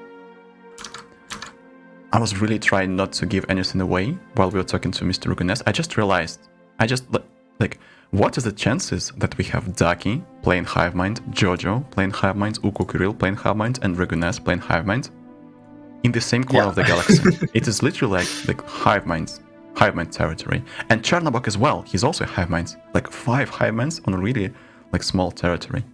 And actually, I think there's potential for a Giga Hive to form at some point in the future. Giga Mega Hive, yeah. And actually, I really want to check what Mr. Chernobog is doing. It feels like he has, I have checked his planets, and it looks like he has a lot of alloy production. Yeah, he has 53 alloys per month as for now, and close to 440 science. That's pretty alright for a hive mind. Yeah, that's pretty alright. I wonder what are his plans. He just colonized the planet quite late into the game, and he sees only Daki next to him. So Daki is in real danger. I think that, there is a machine empire to the top of Mr. Chernobog, and there is Daki on the bottom. So Daki has to prepare for defense. There's 100% that Chernobog is going to attack Daki once the peace timers off. Daki went for very aggressive expansion early, and he has 7 planets, but not a lot of alloy or research production, so he's going to be in a very tough spot when it comes to war. That's the thing. If you overexpand, you spend too many resources for investment that's not going to pay off until significantly later. Like, Regunas was right. If you expand too much and you get too greedy with your planets, you're going to pay the price. On a side note, there is one planet that he has not colonized yet. Maybe he tries to avoid the curse of Regunas by not colonizing one of them and having like a ton of other planets. And on the bright side for Daki, he's the Lysoid, and Lysoid armies are really tough on the ground, so it will take a lot of time and bombing trying to take all these planets from him. Maybe he actually tries to defend by having a lot of territory. Like, it's first of all, Chernobog will have to claim a lot of territory to get to his main planets, and then he will have to invest. Because there's quite a distance. Yeah. Yep. And he will have to invest into armies in order to take those. Just wondering, are vassalization wars allowed before year 50? Yeah. Vassalization and tribute is allowed. We decided to add this because federations are allowed and defense pacts as well. It's quite interesting that players tend to not have some Diplo as for now. It feels like, when you play multiplayer, usually you play as a single player, like you are the lonely warrior, and we have the same approach here for most of the players. Situation log updated. I mean, I think part of the reason is to go for diplomacy, to go for the Federation perk, you have to spend valuable unity trying to, actually go for it. And not a lot of builds have enough unity production to be able to afford both supremacy, prosperity, and dip into federations. Oh yeah, that's true. So we might see some action later, but for the time being, it's got to be every man or woman for themselves. I have noticed that Mr. Strongblood has built 2 habitats already, and that reminded me of Mr. Automaton. He was going to build like 7 or like 5 additional habitats before year 30, right? He had some plans on like rapid expansion, and he has 5. I mean, he's already on 6 habitats, so yeah, this guy is not wasting his time at all. Yeah, Lyra is top 1. It looks like trade can be like the way to establish your dominance. Look at that, 13 branch offices up to this point, and I'm afraid there's a single habitat making 163 energy per month. That's from Ezreal all the way on the other side of the galaxy. So there's a Diplo play right here. Oh yeah. And to be honest, that is exactly why I wanted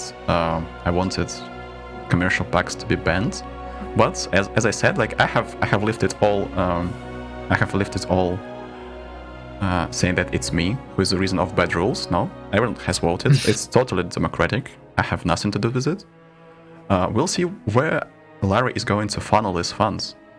Does she have? Yeah, she's casually buying 25 alloys per month with 225 a piece. And she's still at plus 200 energy casually, like 7,000 alloys in stock. Quite a lot of that early boost from Shoulders of Giants really helped her get the ball rolling on the whole commercial thing. Oh yeah. I guess it's the main problem of such a build is where to spend your energy. At some point you'll be making so much energy, you'll literally have nowhere to put it. Maybe she'll be... Like, she's buying the max amount of minerals, consumer goods, and too many alloys. I mean, normally you would want to go for like 12 or 13 alloys per month, because then the price won't go up. But, I mean, if you have 600 energy being produced from branch offices, I guess you can afford to just throw money at the problems. Yeah, we have to know that it's year 23. Oh god. Yep. Yeah, and actually, if we check the amount of pops, we see that it's quite interesting that Mr. G. Stanley has the biggest amount of pops in the galaxy, together with Mr. Dragfire. Dragfire has 92, playing as a Hive Mind, and G. Stanley has 91. as a rogue servitor. Yeah.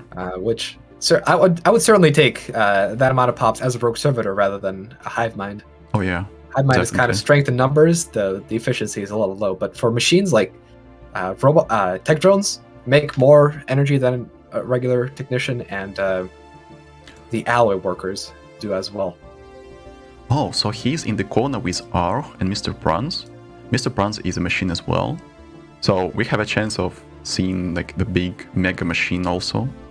Not like mega machine the mega also. machine. Yeah, mega machine To and the north, and mega hive to the south. it will be explosive here, 30. But we have already noticed that when there is like one machine player, like actually we can see that both G. Stanley and R will be attacking Mr. Bruns and fighting on his territory. Or maybe one of them will unite. In Bruns' position, I would be having some diplo with one of them, trying to defend against the other. Maybe like providing some resources for this. Because it's really hard to defend against two players at a time. Oh, absolutely. And it seems that Franz is over to the bottom half of the leaderboard, so he's going to have to resort to diplomacy if he wants to avoid the fate of Poland.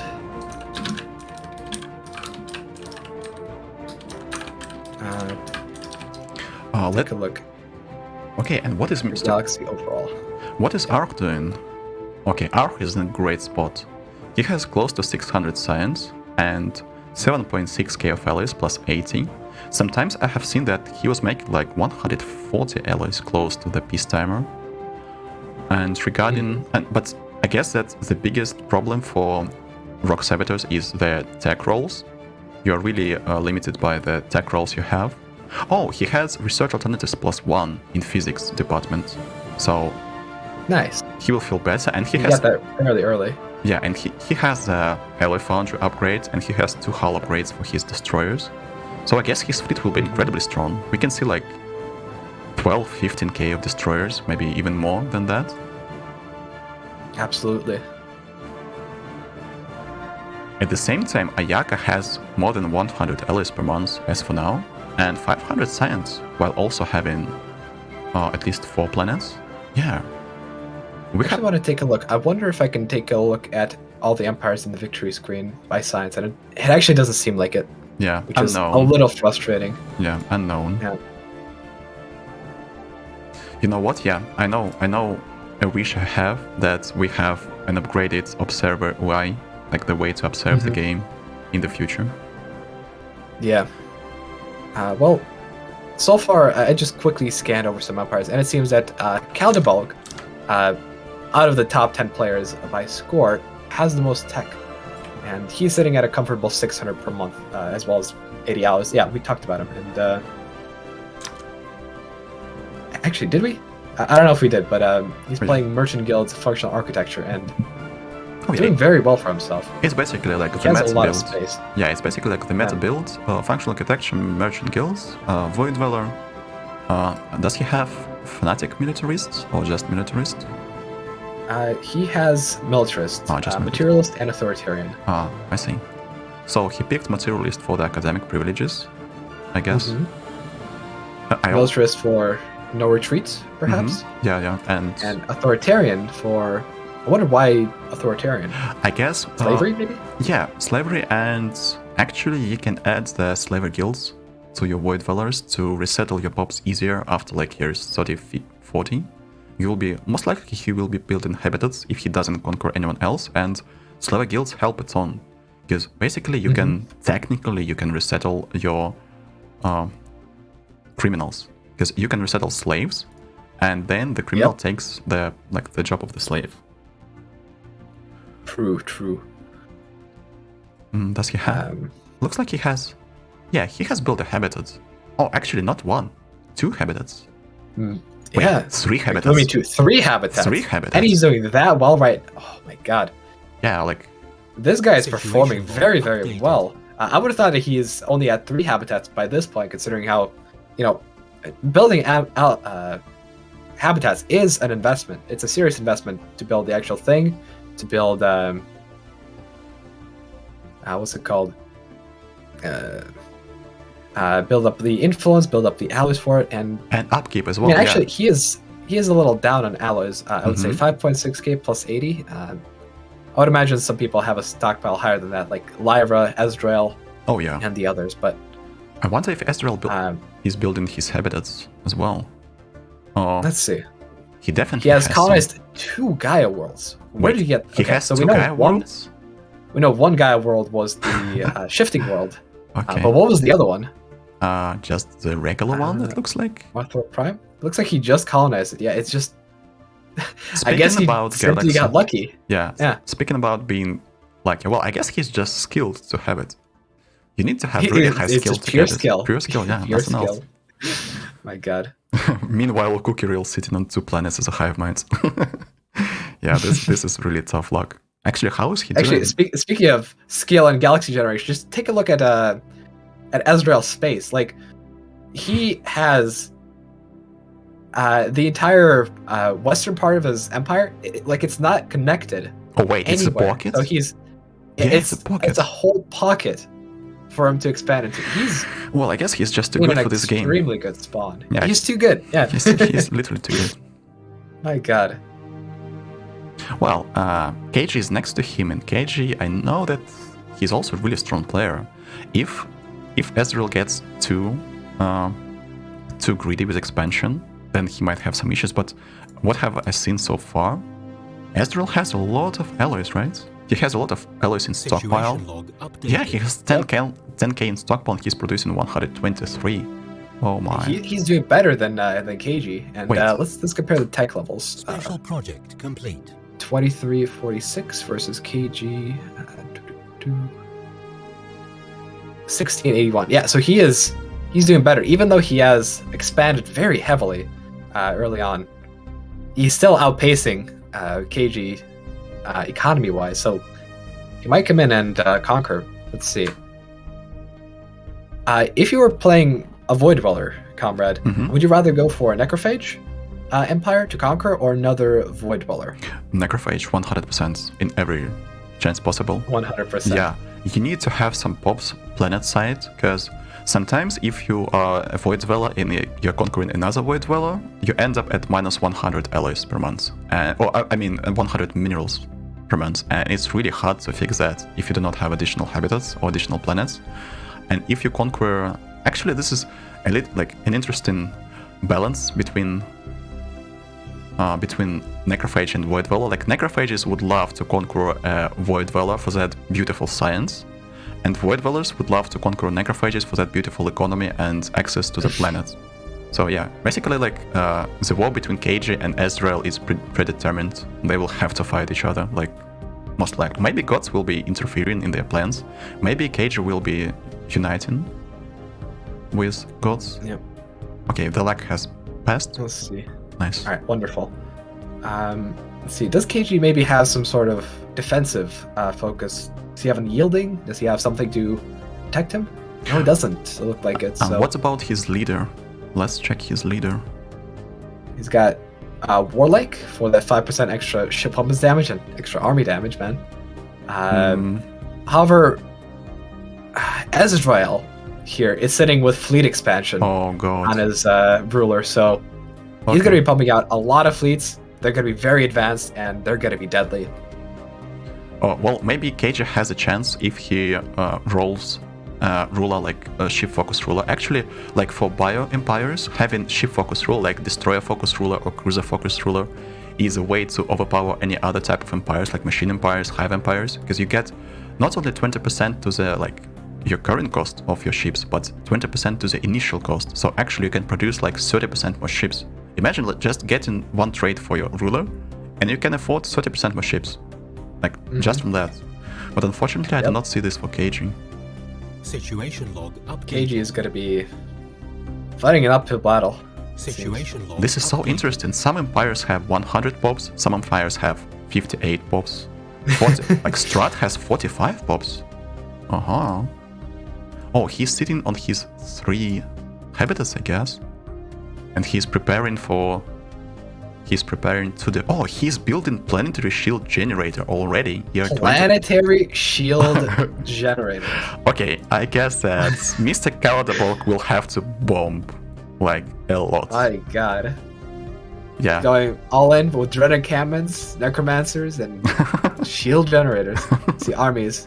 So far he doesn't have too much army. Yeah. But he's building. He's building army as we speak. He's prepared to make anyone fight for that And that ruined ring world. These defense armies, look at them, like 70 power, up to 13 morale damage, 525 health, and no morale, not affected by morale. These armies are like elite armies you can get. Yep.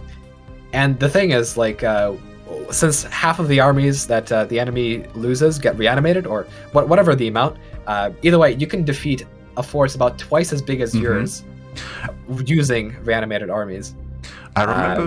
I literally remember the first. Actually, it has another consequence. Like when you set your armies to automatically invade worlds, if you have more power, these armies do not take into equation that there are some reanimators on the planet. And once I had like 1.5k army, I saw that like it was like literally when the patch rolled out, and there were like 600 on the planet.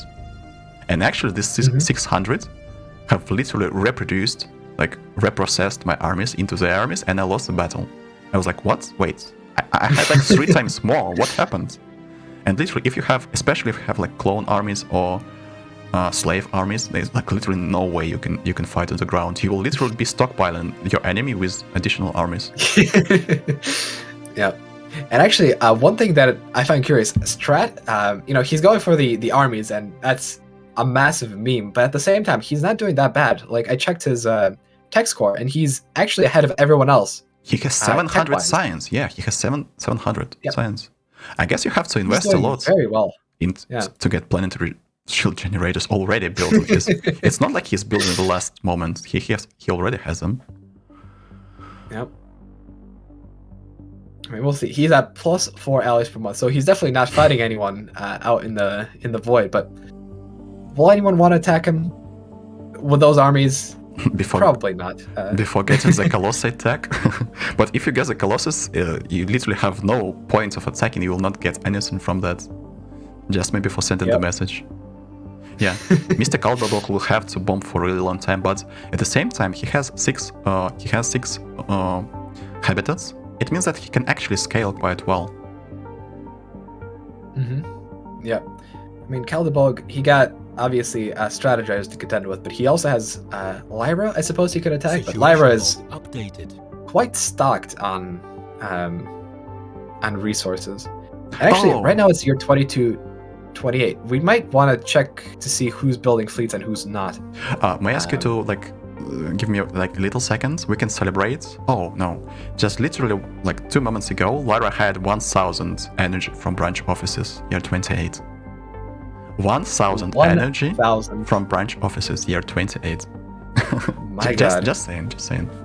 All right, let's check if someone is building. Actually, I see that. Yeah, you're right. Some players have already started building their fleets. Situation log updated. And some. Yep. I mean, we'll see from the more experienced players. No fleet up to this point, and no fleet just yet because they're going to want to queue up all their ships and pump them out at the last possible moment.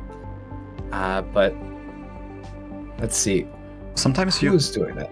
Yeah, sometimes you want to produce your ships and position them at the border, like before ends of year 29 to attack like immediately. But yeah, it looks like Mr. Chernobog has 4k already as a hive mind, and Ayaka. Like actually, 2 most militarized players at the moment are next to each other. Is it a coincidence? Not sure about that. And both of them have destroyers, but Ayaka has access to kinetic level 4, and this will provide him with quite a significant fire. Okay, he has jumped to 9,000. 9k fleet power. Yeah, already. Point, which is pretty nice. Yeah. I mean, is that all the fleet that we're going to see from?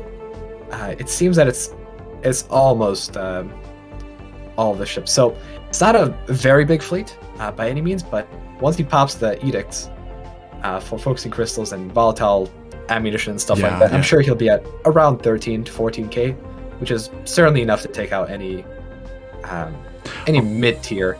Oh, I guess empire. I guess he has made a little bit of mistake. He does not have mods to pop this edict, because if he pops volatile ammunition edict, his fleet will jump to like let's say, he already has close to 10k. It will be like 11, 12k. And he will be attacking Alec 100%. Yep, it seems that he's already mobilizing to the border. So Chernobog will be attacking Taki. Ayaka will be attacking Alec. Ark has not started building his ships yet. Ezreal also hasn't started building his... Actually, he just started, which is surprising. I would have thought he built Situation log things updated. right away, but it seems that he was holding out for cruisers. But okay, actually, I see cruisers in his tech tree, but it's going to take 20-something months. So Oh yeah, he's producing destroyers, but he has a lot of shipyards. He has almost... Yeah, he will have 8 shipyards. And actually destroyers will be built real fast. yeah, I imagine he was preparing for cruisers, but his tech rolls were not very lucky. Like I mean, they were all right, I suppose. Cruisers are a tier 3 technology, and I see a couple tier 3 techs in his tree, but not a significant amount. Yeah, but he has alloys level, like alloy plants level 3, I guess, level 2. Like, yeah, like the maximum level of alloy plants. He has kinetics level 4. And what about his weapons in the energy tree? He has plasma level 2. Okay, he has all the weapons he wishes, literally. And does he have all the techs for destroyer hull? Oh, he actually doesn't. So oh, he has just destroyed. Okay, this may be his vulnerability. this is a serious vulnerability. And he actually had to build some anchorages because he does not have second naval cap technology. He only sits at 112 with anchorages he has built, right? Yeah. What about KG? Let's see. Is he Real quick, Rainroth, thanks for the 100 and okay. Again, if you want to donate, please donate via the charity link in the description, because then more of the money goes to the charity directly. But yeah, let's see KG. Actually, he has some fleets. Yeah, he has more than 10k already. He has like... Ooh. But... So KG is gonna have a serious chance, I'd say. Does he have the hull techs? No, he doesn't have any hull techs either. Seems, unless... Oh no, he does. I had to update the screen. Oh, he has tier 2 destroyer hull points, and no way. Ezreal doesn't. Is he going? So... Oh, he actually It has a might chance. be more of an even fight. Yeah, it might be more of an even fight than we thought. And speaking of fighting, it seems that fighting has already broken out. So let's take a quick look. So it seems that, oh my god, there's a lot of stuff to focus on. Okay, Ayaka let's has take a look already. at Ayaka. Yeah, he has already. He has his fleets in Alec's territory, and he has split his forces. I guess he thinks that Alec does not have any fleets ready. He tries to get his star bases as quick as possible. Hostile station. I mean, Alec doesn't have fleets ready, it seems. So Does he have through this shipyards? early attack, yeah. Wait, he doesn't have shipyards? Oh no, he has shipyards, but he didn't queue his ships. Oh god, this can end really bad. This is an early decapitation right here. Oh yeah. What about Mr. Chernobog? Okay, what about Ukukiril? Ukukiril has 8k of fleets as a hive mind on 2 planets. What is That this? is quite good. Wait, yeah. what is this magic? Corvettes as usual, but he has prepared the colony ship. I wonder where is he going to use it. He doesn't have planets. It means he has to take some planets from his neighbor.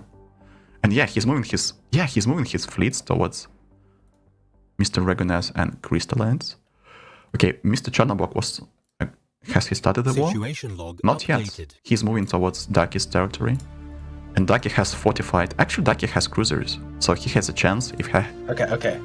We gotta take this just a little bit at a time, because obviously, we're talking. Let's focus just on a few empires all at once, because we simply cannot keep track of 10 different engagements.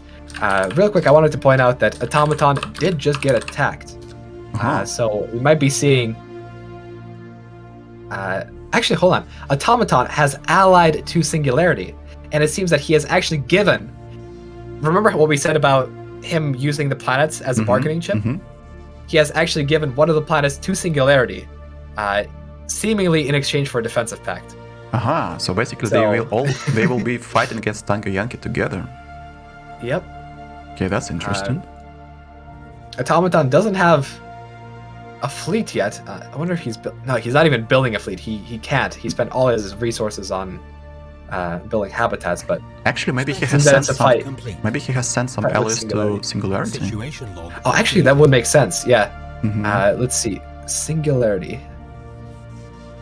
Singularity is at 9k fleet power, with a decent alloy stockpile, and he's gonna engage soon, or will he? Tango Yankee has 9.2k of cruisers, Yeah, cruisers are really. and they're really good. Okay, so um, actually there is a vulnerability for the ships of Singularity. If Tango Yankee is like cautious enough, he will see that Singularity has a lot of shields. So in Tango Yankee's place, you see he's moving his ships back. Most likely he will be rebuilding these ships into a lot of kinetics weapons. Let's see. Fleets are moving to. Is this a shipyard? It is a shipyard, so we might see it. Let's Yeah. see what is going. It's so good to actually watch the wars, but not be a part of those. Like it feels so relaxing. Right?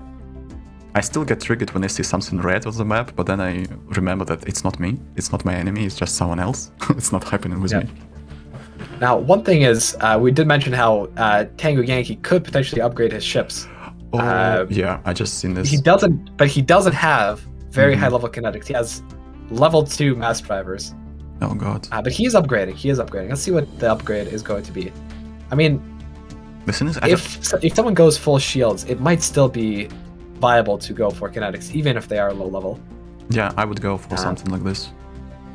But actually, he's upgrading his plasma throwers to plasma accelerators, and he's keeping the same amount of coil guns. I have to also pay attention to his computers. I think that line computers are not that great fighting against the destroyers. Yeah, he better had this picket computer to get more tracking. But at the same time, he has one admiral with psychic trait. A psychic admiral. Yeah, and this is actually a big deal. Look at those 3 cruisers, 1.1k power. If he He went for mind over matter, so he's going for the psionic ascension. So Mhm. he rolled one of the leaders to have that. That's And he has a quite fleet good. expansion as well. You know what? In the long run, assuming the fact he has 74 alloys, if he had actually he has cruiser hull upgrade finishing in 1 month. The fleet power will jump, like you see it right now. Yeah, now he has close to 12.5. And if he adds his admiral, in the long run he has better chances against Singularity. Unless Automaton stockpiles Singularity with all the alloys he has, I guess the Tango Yankee will prevail. Alright, let's try to check some other empires. I see that Ark is already fighting, but he actually is fighting Valdrax. Oh, Valdrax is another machine empire. Okay. Let's take a look. Yeah. And he seems to be winning. Valdrax. Let's check his fleet power.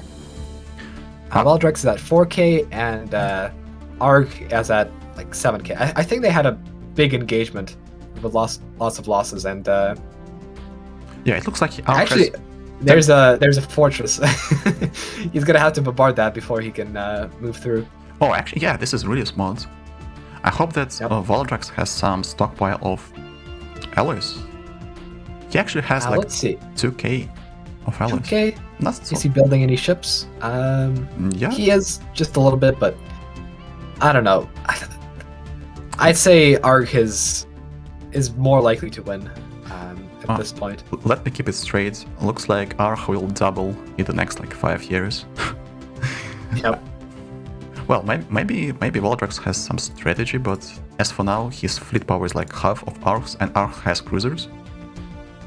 His only chance at this point is pure army spam. Ezreal has He doesn't 18. seem to have a lot of minerals. Pardon me for interrupting you again. Ezreal has almost 20k of fleets, Take a look. but he has been invaded by. Wait, he's He's in 2 wars at the same time.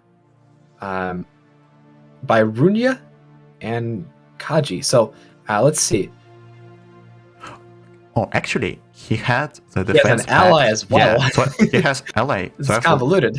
Yeah, so Teufel and Ezreal are working together, And KG is attacking Ezreal, and Rooney is attacking Ezreal. Hostile fleet engaged. Actually, yeah, Ezreal is on the defensive for this one. I would have imagined he would just go all in and Yeah, but it looks like try to conquer, but he seems like he's on the defensive. They try to partition him.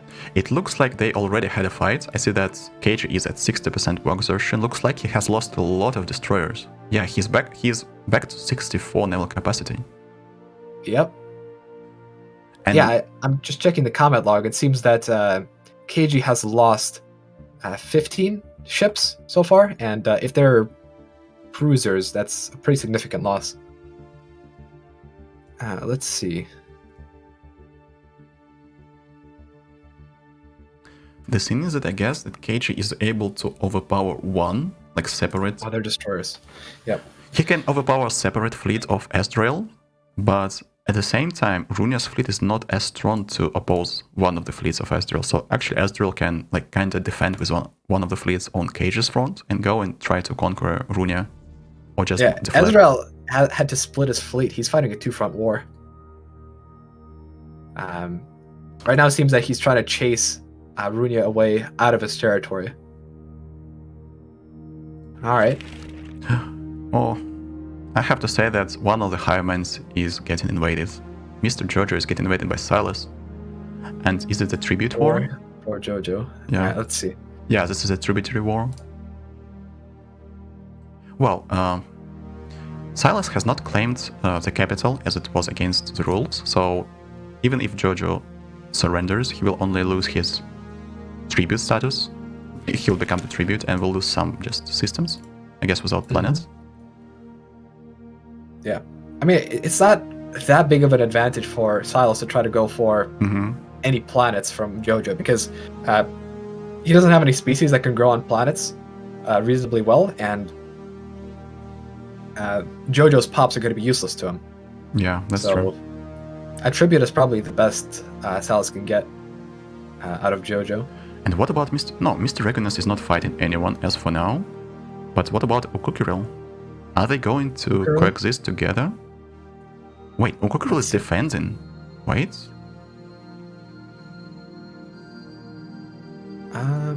Seems that he's... No, it looks like he was in a defensive pact with Daki, another Hive Mind Empire. Oh, yeah. Against Sarnabog. Let's see. Ukukiril still has his fleet over in his own territory. Meanwhile, Daki is unfortunately losing his fight, it seems. But at the same time, I have to point out that Chernobyl has Unyielding as his admiral. It means that he will be sustaining a lot of losses in every fight, and if Daki will be able to have like 2-3 more fights against his destroyers, he actually has like a small chance, maybe. Well, let's see. There's a good chance Sarnabog is running no retreat. Is he? He doesn't even have the policy yet. Yeah. Yeah. He just loves Unyielding admirals, I guess, for the raw fleet power it provides him with. I mean, it does provide an advantage in single engagements, but yeah, in the long run, over time it costs you. It feels like Emoa and the Mule are coexisting together in peace, even though I was thinking that they will attack each other as soon as possible. Updated. Oh no, as I just said that, Emoa... okay, Emoa is building his fleets. There is and actually Mule as well, so we'll see another war here. The galaxy is literally burning. Alright, let's see. Yep. As Alex says in chat, this is going to be a lone war, because he has a lot of fortresses. So Seems that I'd say 60% of the galaxy that war. Yeah. And there's a serious pattern. Like at the top of the list, attackers. A lot of people are the attackers, and then the defenders are at the bottom of the list. Guys, welcome to multiplayer. It's fun. Yep. Predators and prey. Yeah.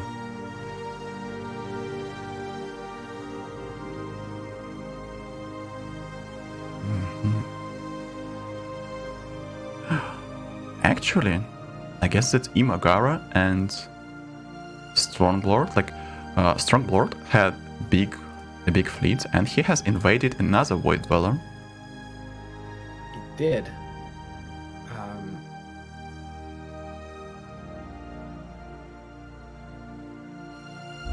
Oh, he has invaded Mr. Goldstein. Yeah, I see. Actually, yeah, there was some diplomacy involved. Okay, the biggest fleet award goes to Ezreal, almost 22k of fleets as for now. Has Ezra lost... Okay, so it seems like he's pushed Runia out of his space, but he hasn't made any progress attacking Kaji. Maybe he's trying to meet up his fleets. Yes. Yeah, yes, he's moving towards KG right now. Yeah. So he has chased Runia out, and now he's going to attack and probably defeat KG, because 21k is... it's certainly bigger than 10k from KG's front. Mr. Kaldabok has invaded Strat and has seen his Strat. And the bombing has started. Oh no, let's see. What about the damage per day? 0.02. Strat is losing an opportunity. 0.02. He could have put this habitat to the where is it? The fortress habitat. Yeah, the fortress hab. Yeah. But I would imagine that Strat just can't afford a fortress habitat because, like, just look at his economy. It's in shambles. The more you get bombarded, oh yeah, the more resources. Yeah. His economy is so tight, but he has a lot of research at the same time. Okay, we're post. What is going on? Automaton disconnected? Automaton? I really do hope it's nothing to be with the war. Let me message him real quick. I really do hope it's not. It's just a crash and he comes back. Alright, let's see. I mean, Automaton, last we checked, was doing really well. It's a good chance for us to catch up with what's been going on with Singularity and Tango. Seems that Automaton is doing well. None of his territory has been captured, and Singularity and Tango are still at a stalemate at the moment. Situation log. It's good to be in Automaton's situation. He's just sitting there and kind of expanding the amount of his habitats while these two are fighting each other. Okay, he's coming back. Nice. Wait. All right, wonderful. Oh, who hasn't bought? Okay.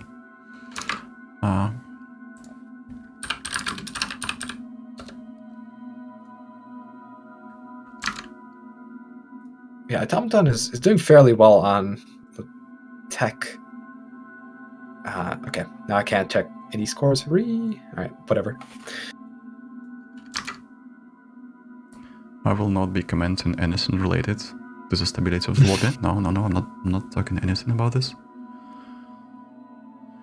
Well, yeah, Ezreal is ahead. He has 22k, but actually he's... You know what? It's quite interesting that his ally, Teufel, has close to 14k as well. So I guess this alliance has the biggest amount of ships deployed. And we'll see. I don't know what his ally is actually doing at the moment. Maybe he's trying to invade Runia. Who knows? Let's see.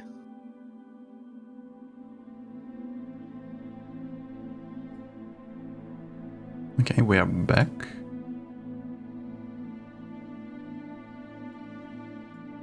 Starting on normal speed. Praying to the gods. Lost connection to host and got kicked to lobby. Oh. Yeah, that's interesting. Well, since you're observer, we don't necessarily have to pause the game for you to catch up. So I'll keep commentating for the time being. Let's see. Ezreal's ally is Teufel. And let's see how Teufel is doing. Log updated. Actually, Teufel's fleets are just kind of sitting there menacingly. Maybe waiting for the chance to pounce. Perhaps. I have been asked about one player, Dragfire Black. He does not have fleets, but he has close to 1000 research points per month as a hive mind, and he has a stockpile of almost 15k of alloys. This is a one damn strong hive mind. That's the hive mind of the north. Let's take a look. And he is researching habitats. I wonder, is he going to use these alloys to build some habitats or to get some territory? I mean, let's see. He's only connected to Gots and Jay Stanley. and Jay Stanley is a robot, and Gotts is a Void Dweller. So he's not at a particularly high risk of getting attacked at this point.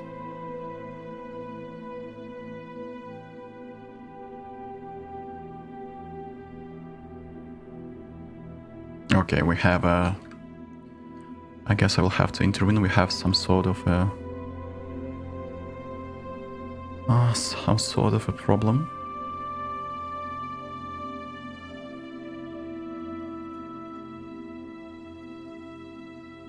I wish I could play as well as freaking Dragfire Black. Like, he has capped out on alloys. He's at 14k up plus 126 at 1k tech, and yeah, that really goes to show you that just 5 years into the war stage starts being a problem. There's a rule break. Oh yeah, give me a second. I'll manage this real quick. Okay. I guess. Blork and Imagawa. Okay. Where's Blork? It seems that there's some Yeah, they server issues, right? No, it's not the server issues. It's the issue of players kind of breaking the rules. It's not like a big player breaking the rules. Yeah. Basically, Strong Blork invited Imagara in the joint war against Kolsti. Ooh. But to be honest, to be fair, Imagara has not moved his fleets, and Strong Blork has totally taken over the Kolstis Empire. Yeah.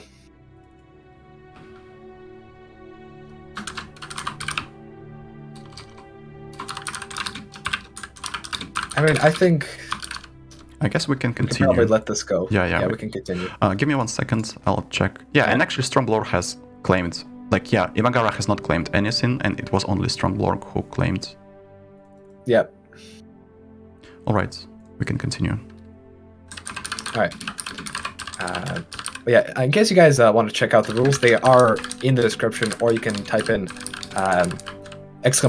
!rules in chat. Yeah, actually, I'm going to take another look at the Hive Mind build up in the north, because Dragfire Black, he doesn't have a lot of planets. Situation But he's doing extremely well. Like, let's see. Yeah, Dragfire is one of the best Hive players I know, and he's one of the scariest when it comes down to scaling. He starts quite at the minimal values. He does not have a fleet here 30, but if you let him live for 40-50 years, this will be one strong big Hive Mind. Well, actually he already is.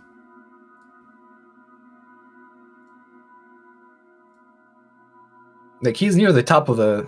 Well, in the top half of the leaderboard. Okay, That's incredible. So this is the first victim. We have the first victim. Yeah, Valdrax. Oh no. The last guy to join the tournament in the last second, and the first guy to leave. Well. Oh no. Speaking about bad luck. Does he want to... Oh. Desync. Does Valdrax want to come in and talk to us? I will have to ask him. Please give me a second. He might be a little bit...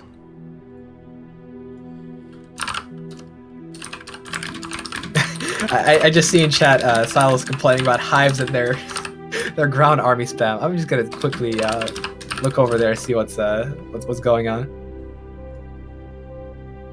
Oh, it's just pure strongholds. 12 warrior drones. I don't have any Y mods.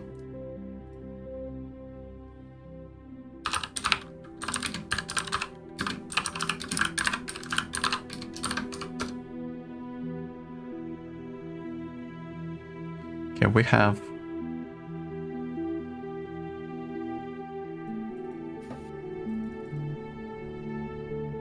Okay, let's wait for Alto to come back.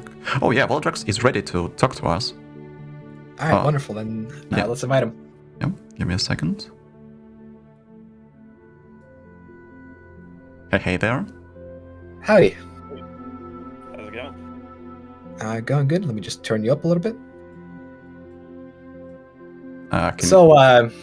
What was your experience in this journey as the first victim? It was kind of expected. when I realized I was right next to R. I knew I was kind of dead at year 30 as a robot, because this is kind of my first time playing memorialist robots in a multiplayer game. So I wanted to try it out and see how good it was, and yeah, that's what happened. I thought I was going to be able to put up a fight in fortresses, but he got me too soon. Yeah, you gotta prepare for fortress spam. You can't just pull it out quick. But yeah, it seems that you're gonna feed Arg, and he's gonna become a big giga machine. We've been talking about this. Like, half the lobby is machine empires, and the more they consolidate, the worse it gets for the galaxy. I have already seen that someone is talking in chat that Arg is snowballing. We need to stop this. So maybe it won't be so easy for him after this. Maybe it won't be so easy. Well, anyway, thank you for joining, thank you for playing with us, and thank you for coming to Voice. Yep, thanks for having me. I'm sorry I joined at the last second, but it was fun regardless. It's alright. Hoping to have you next time we have a tournament, and maybe you'll be able to fight back. Who knows? Yep, sounds good. Thanks. Alright, see ya. Thank you for coming. So this is it. This is our first contestant. Okay, First casualty. First casualty, yeah. Okay, we can start the game. Alright. And it seems that with that, Arg has rocketed to first place. Speaking about machines, snowballs, yeah, you conquer another machine empire, and you just double. You basically double your power. So I see that G. Stanley is fighting another machine empire as for now. So if G. Stanley also finishes his war and starts attacking Arg, wait. Oh no, this is another desync. Ooh. This is like bad luck for tournament. I remember that last tournament he also disconnected, and he also... We tried. Alright.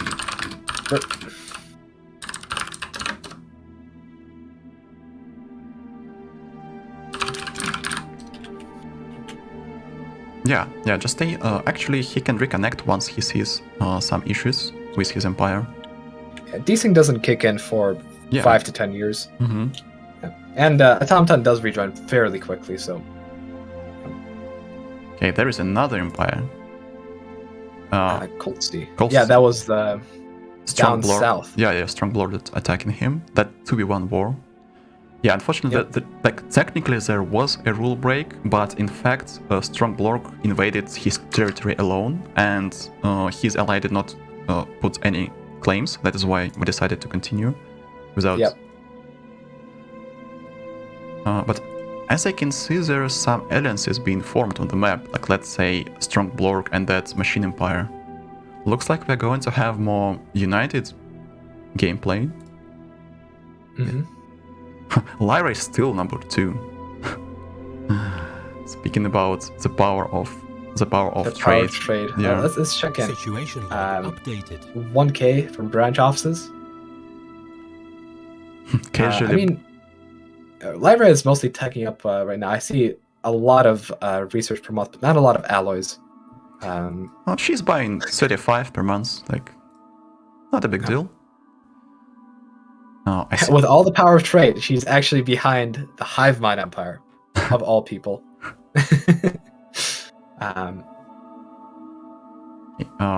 So basically we have, in the top 5 as for now, we have Arg and G. Stanley. Both of them playing Rock Servitors, right? Yeah, both of them playing Rock Servitors. Then we have Lyra, Shoutout of Giants trade, Astral as a Void Dweller, and Silas PT as a Void Dweller. And then we have other like robots and Void Dwellers. Actually, has G. Stanley finished his war? Yeah, he did. He just did. He also doubled up. That's why he's almost equal to Arg in strength, and he's close to Arg. If one of them attacks... They are actually connected, border-wise. Oh god. There might be a fight.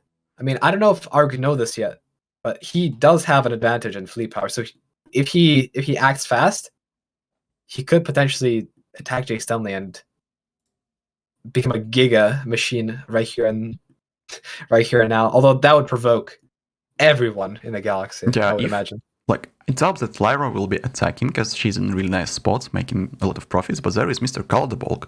He must be like a little bit concerned about what is going on next to him, because while he's bombing Strat. By the way, how is the bombing going? We need to check. Situation log updated. Let's see. Has he bombed through the first one? It seems that Strat hasn't actually lost a lot of pops, which is quite funny. So that habitat that we checked in, that was at 12%. Oh wait. I don't know, 10, 20 minutes ago. It's at 29% now. It's going up very, very slowly. Actually, it looks like he tried. Yeah. He tried. I guess that Calderbolg has tried to fight on the ground. So basically, the strategy is you drop your armies, you fight a little bit, and you disengage and continue bombing, because enemy's armies will not regenerate while under the bombardment, and yours will. This will take a lot of time. This is the first of the many. This is the first of the many. Yep. And it seems that in the meantime, Strat has been building up his other habitats, like 1.3k army power. Calderbolg is going to be coping very hard. Although Strat, this bombardment is really affecting Strat. He is down to 281 tech production, so while the strategy is denying Calderbolg an easy victory, at the same time, it's not doing him any favor either. Yeah, and it looks like to be honest, in the place of Calderbolg, I would just leave. I would just leave and try attacking R or someone else, because it will take like 40 years, I guess, something like this. Yep. We have paused. Strat. I see why the research issue happened. Strat actually had to unemploy all his researchers just to be able to afford the consumer goods. Oh. Did he have technocracy, by the way? I believe he did, yeah. Oh, yeah. So makes sense. The researchers are very expensive for him. Okay. So, what is about Chernobog? And it looks like Daki has the only his last system, his capital. Okay, let's check Daki's. Is he hanging on? Wait, no, he's fighting back. Oh, wait. Oh no, I guess that he has defeated Chernobog's fleets once, but then he repositioned his fleets, gathered his fleets, and now he's coming back for the finishing blow. Yeah, it does seem that way. And Okukiril has no way to actually come to this party and try to save his ally. Oh, actually, Okukiril has killed the Crystallines. Oh, he did, yeah. Now he's adjacent to Regunas. And Regunas says, Komrad Stefan, check homeworld. Let's check this. Situation log updated.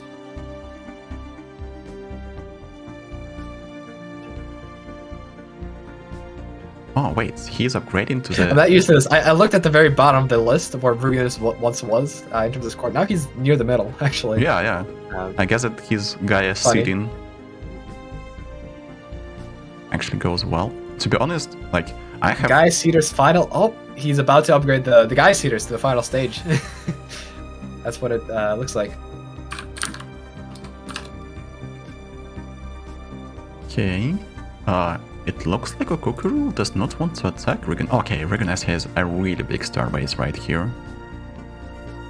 Yeah, I see that. 13.9k. I bet it's all defensive stations with hangars. And yeah, it's against... Oh yeah.